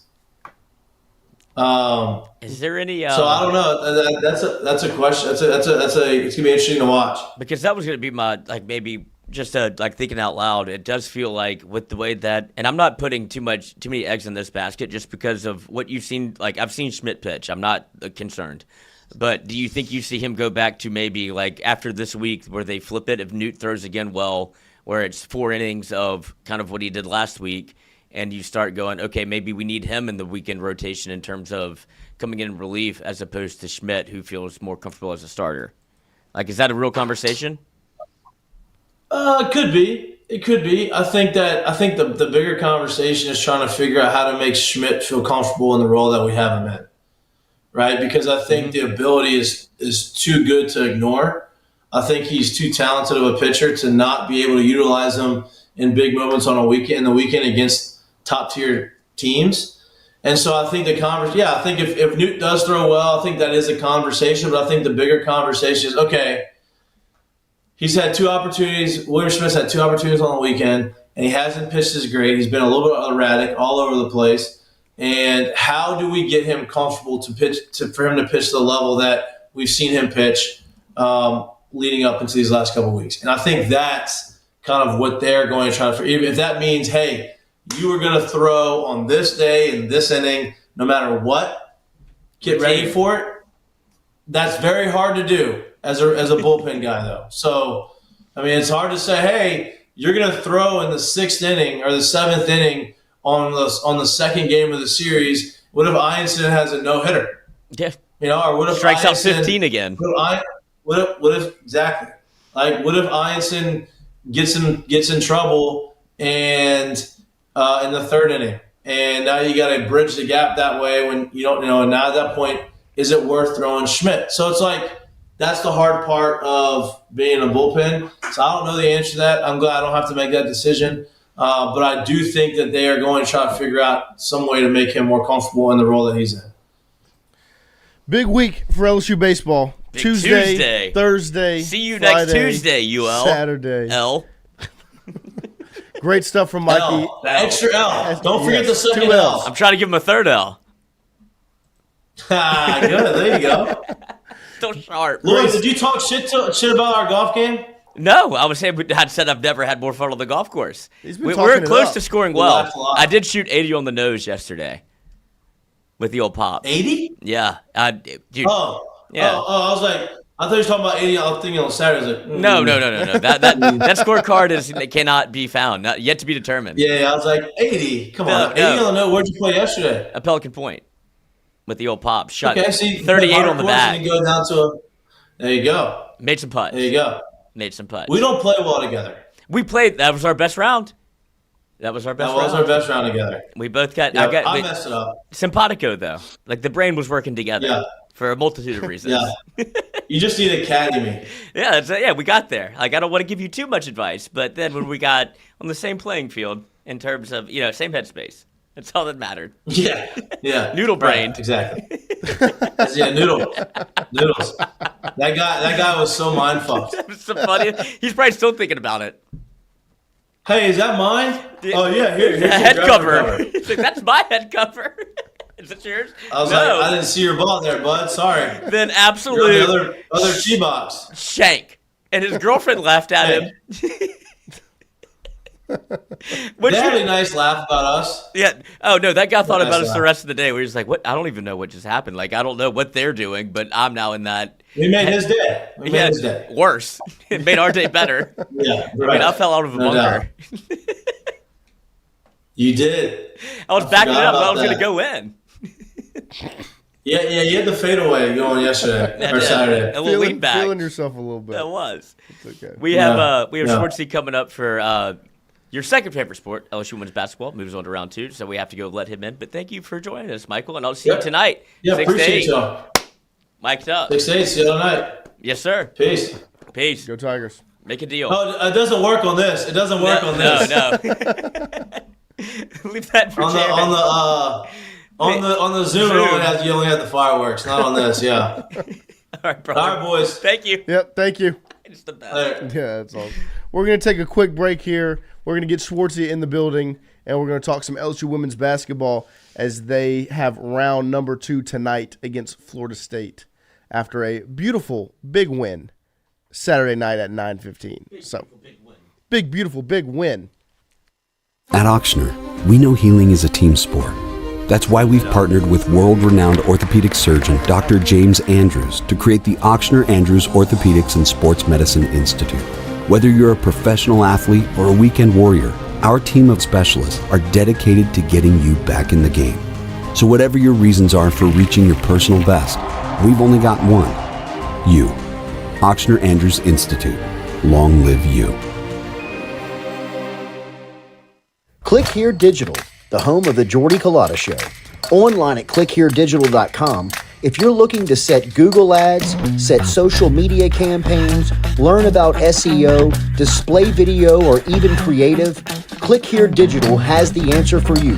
Online at clickheredigital.com or email me directly, Jordy at clickheredigital.com.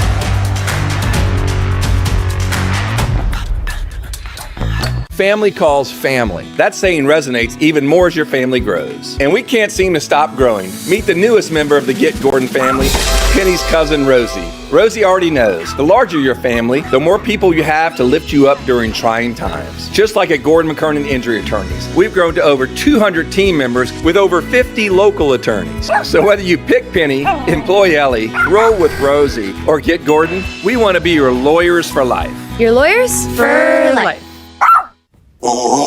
Phil's Oyster Bar, a staple of South Louisiana since 1945, located in Southdown Shopping Center and online at philsoysterbar.com. If you log online, you can learn about the private party schedule, the catering menu, and even order online. Daily lunch specials Monday through Friday. Learn about the history of Gus Piazza. Took it over in the early 70s, made it an absolute stop-in for everyone who came through Baton Rouge, and now Anthony, his son, carrying on the tradition. Phil's Oyster Bar, Southdown Shopping Center, and online, philsoysterbar.com. It's rare to find someone you can count on when it's go time. It's even more rare to find someone you can count on, well, all the time. At Sunshine, we're proud to offer the John Deere equipment you need and the team can defend on and off the field. Learn more about what it means to be powered by Sunshine at sunequip.com.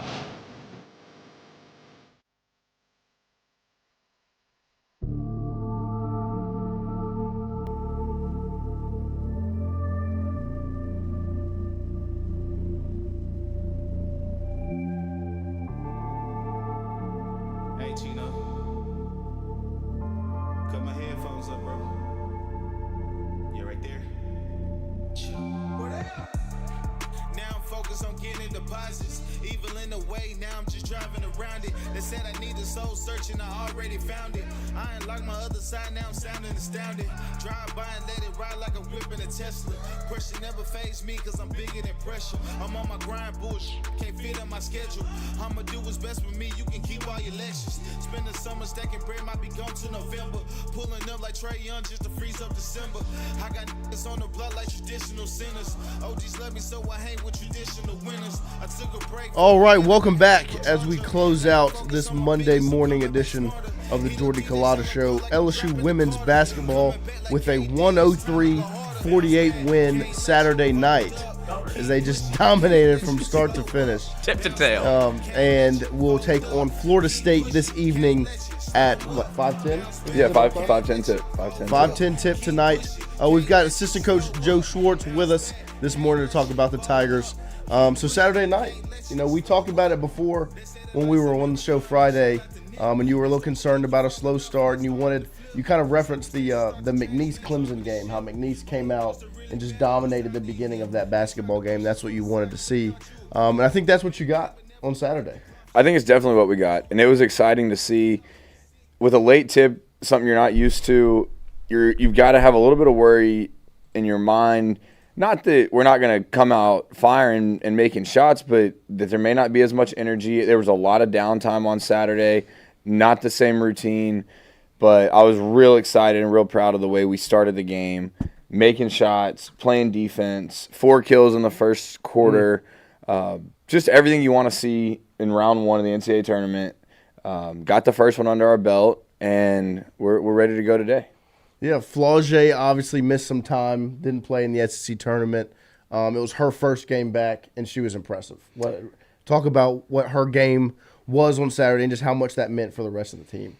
I think, and I've talked about it before, Flaugier being out really helped her. I think she's, like I said, gained a lot of perspective, and it really helps when you can see things from a different angle, different view, and you could tell there were maybe a little bit of nerves before the game, first game back, but clearly when that first 3 went in and she got a couple easy buckets in transition, she was sharing the ball.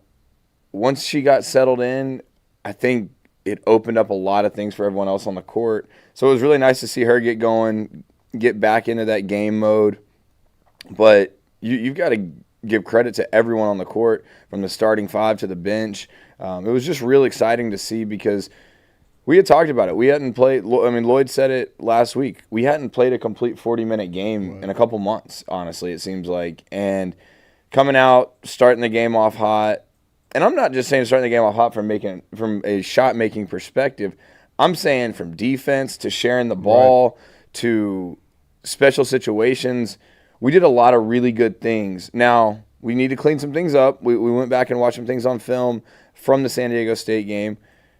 They missed some shots. They missed some open shots, and if our defense is not as good tonight, we could be in trouble because Florida State has the ability to make the shots or some of the shots that San Diego State wasn't making. So you still want to applaud your team for holding the San Diego State team under 48 points or under 50 points, only scored 48 points.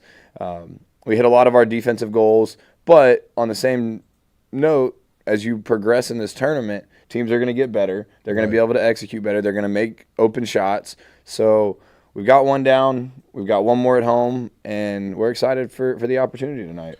Yeah, you bring up the bench, and obviously you had, I think there were 6 players in double-digit scoring. Cheyenne Day Wilson and Miracle Shepherd both off the bench with 11 and 10. Talk about the help that the starting 5 and really the big 3 was able to get from some of those ancillary pieces. Well, I think it's really important that you give credit to the bench. At shoot-around on the day of the game, Coach challenged the bench. He said, if we win this game, it's going to be because of our bench. We're pretty comfortable as a staff. We know what we're going to get for the most part out of Anissa. Right. We know what we're probably going to get out of Michaela and Flaugier, but it can't just be those 3. It's got to be the role players. And we challenged our bench to be better than San Diego State's bench. San Diego State's bench was, I think, top 10 in the country in scoring. Well, our bench outscored them 48-15. Yeah. And that's a testament to always being ready, being in the gym, and coming out and not trying to do too much, but when your number's called, give us something. Right. And I think it was really nice to see because we all know it. We've had some point guard problems this year, whether it's getting into the offense, not being able to guard certain players. But I think Poa being in the starting lineup really set the tone defensively. She took 2 charges in the first quarter, and that allowed Shy to get a little bit of her offensive game going because there's no doubt Shy can play. I mean, she's a great player. She did really well in the ACC at Duke and Miami, was all conference. And we see stuff in practice from Shy that gives us hope.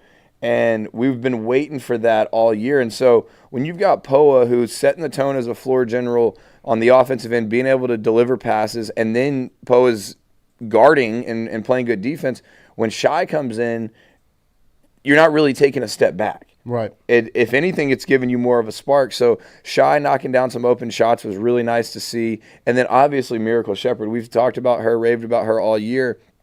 When she's 100% healthy, it's really exciting for her or to watch her because she makes stuff happen on the defensive end.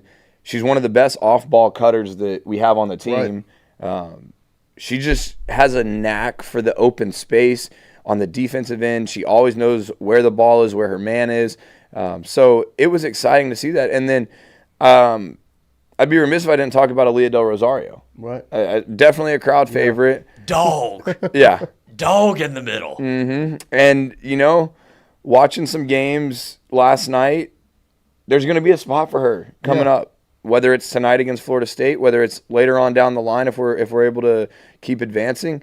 But it was really good to see our bench, from a starters on the bench perspective, get as excited as they were. It was a late night. I mean, when Aaliyah was in the games in the second quarter, we had just as much energy as tip-off in the first 5 minutes of the game. When we get to the fourth quarter and we've got our reserves in with Jada Richard, with Miracle, with Jersey, there really wasn't much letdown. Right. And that's really exciting to see because in these deep tournament runs, we've talked about scouting, we've talked about how detailed those scouting reports are going to be, but you may have a role player here and there, and I'll get to that in a second, but you need everyone to be clicking. You need to be firing on all cylinders because if for some reason your big three's not producing like you want them to, someone's got to step up. Yeah. No, I mean, you look back to the 2023 run and just the amount of times that those ancillary pieces outside of Angel and Flaugier and Alexis needed to step up to make something happen. I mean, you just look at the national championship game itself. Yeah, exactly, exactly. When you turn the page to tonight, obviously Florida State wins 94-59 over George Mason on Saturday. This is a very good offensive team, the Seminoles. What type of challenges do they present to LSU tonight? Well, there's a couple challenges. They're a very, very good team. They've obviously got the leading scorer in the country, but this game is going to be won in the paint. Whoever wins the paint tonight is going to win the game. They get to the rack. They get to the free throw line. But all of it starts with they have two really good guards. And if you take the paint away, you're going to have a really, really good shot to win. They're not the type of team that's going to back you down and just feed the post. They've got decent post play, but it's more their guards penetrating, kicking out to shooters, right-hand drives. So if we take the paint away, we're going to be in really good shape. Transition defense is going to be very important. Mm-hmm. They get out and run. If you watch the George Mason game, when George Mason slowed it down and got it to a half-court game, that's when George Mason was able to stay in it. But one thing that's going to be really key tonight is taking care of the ball. If you turn the ball over against Florida State, they're really, really going to punish you. In games that Florida State wins, they're averaging they're forcing 18 turnovers. So that's a big number. But the more impressive stat is they're scoring almost 23 points a game off those 18 turnovers. In games they lose, they're only forcing 11 turnovers, and they're only scoring about 11 points off those turnovers. So if you take care of the ball, it doesn't allow Florida State to get out and run, and that's all in correlation with paint points and getting to the paint. So if you turn the ball over on the offensive end, it hurts your transition defense because if it's a live ball turnover, they're just getting the ball and going. And most of the time, if it's a fast break, you're probably going to get a paint shot, whether it's a layup or a jump shot. So everything goes hand in hand. If you take care of the ball and limit their transition offense and make it a half-court game, I like our chances. With that being said, you don't want to slow down the pace too much where you're taking away from what we do. Right. We've got that exciting brand of basketball where we like to get up and down. We want to force turnovers, and we want to get some easy baskets. Florida State, they make 8.5, 9 threes a game. But one of the more impressive things about Florida State is in wins, they make 9 or 10 threes behind the arc, but they shoot 26. In games they lose, they're 5 for 21. So you go from shooting 26 in wins to only shooting around 20, 21 threes a game. So we don't even want them to get some of those shots off. Right. We want to make them put the ball on the ground, not get to the paint, but contest tough shots, Don't leave shooters open because they shoot the ball from the outside pretty well. Yeah, no, I mean it's going to be a big time matchup tonight. Talk about the crowd Saturday night. Obviously, it was packed. a late tip off, but it didn't seem like it fazed the LSU crowd one bit. It did not, and that's one thing that you've got to applaud the LSU fans for. And I was actually very impressed with the student section. The student section was completely full by halftime of the Georgia Mason Florida State game. Yeah. And it was actually funny, and Coach noticed this because Coach was sitting out in the crowd watching, and she came back in the coach's locker room, and she said, our students got Florida State's band to play neck. So at the end of the game, our student section's doing the chop for Florida State. So it was some sort of trade-off. Now, tonight, I don't think Florida State's band's going to be playing neck, Right. but it was real fun to see, like, our students interacting with an opposing team's band and crowd. But you've got to give credit to our fans. It was a late tip. They started pouring in during that George Mason Florida State game. And I will say this. We let y'all get to bed a little bit early. We took care of business. I did see a lot of fans leaving in the third quarter and early fourth, but that's okay for Saturday night. Round one. For round one. That's over with. I know Coach talked about it after the Oklahoma game, and maybe it was a Stanford game too, where she's like, I'm taking names. I saw who left. And so it was actually funny. And she might actually know. Yeah, there's no doubt. Well, so I'll see you at service. We've got a coach on staff, Coach Kaylin, and she's got a young daughter, Reeves. And we're watching. We were in film yesterday, and her husband Jesse, after I think it was our big third quarter, he starts walking out, and one of our fans like screams at him, "Coach is taking names." And so Jesse respectfully looks at the guy and was like, great, she can take mine down. I got a 4-year-old I got to put to bed right now. So it was a great crowd. It was a great atmosphere, but let's do it one more time tonight. Yeah. We've got a chance and something on the table that only 15 other teams get to do next weekend, and that's play for a Sweet 16 berth. And why not do it at the PMAC? I know the weather sucks right now. It took me forever to get here this morning, but it's clearing out. I'm no weatherman, but I have an app that tells me when the weather's going to be out of here. The rain is gone about 10 a.m. If you want to go to work today, that's great. There's games on all day, but let's get that PMAC rocking one more time. There were too many open seats in the 300 level. The lower bowl was completely full. The student section was packed, but we've got one more chance to do it at home. Show Florida State what a true home atmosphere looks like, and an opportunity to go to another Sweet 16. Yeah. No, I mean, Nobody's going to be in that number. I will be there. It should be a packed house. I'm expecting to see all the seats filled in the PMAC tonight, because this is an exciting time for LSU women's basketball as they continue to try to push forward and make that run. We appreciate your time this morning. Good luck tonight. And anything to close it off with? Yeah, I mean, I just want to say, as we're wrapping up our home season, just how appreciative we are as a staff, as a program, with the fan support. Yeah. I know it's tough. I know there's other stuff going on. I know you've got family things, kids.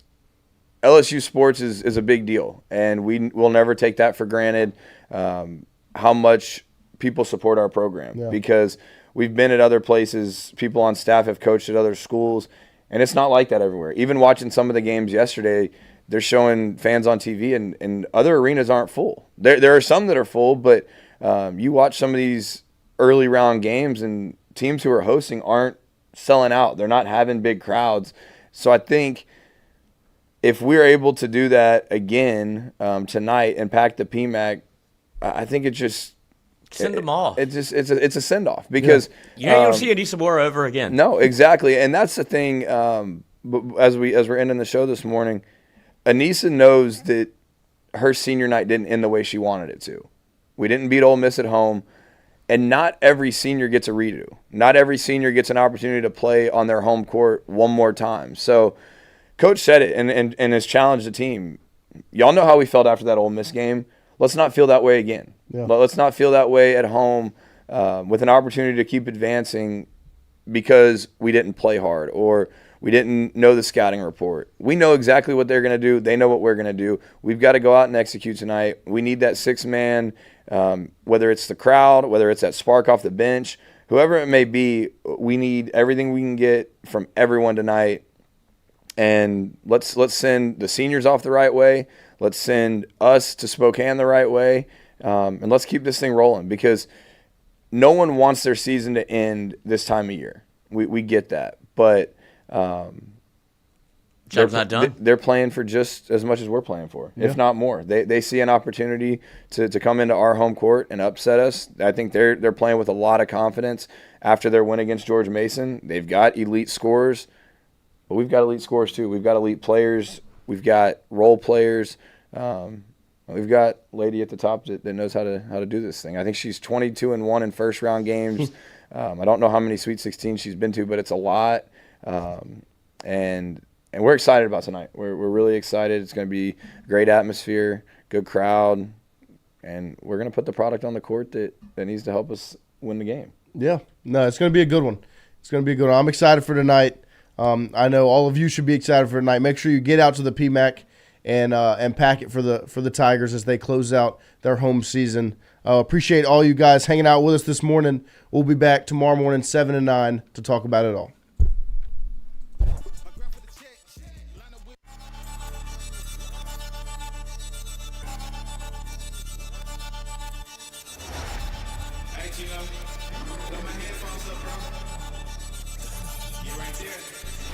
But we can never put on the same shoes. I've been giving L's like I know love and I can't lose. For myself, man, I can't lose. For my family, man, I can't lose. I grind hard and I can't lose. I'm stacking days, man, I can't lose. Big step, but we can never put on the same shoes. I've been giving L's like I know love and I can't lose. For myself, man, I can't lose. For my family, man, I can't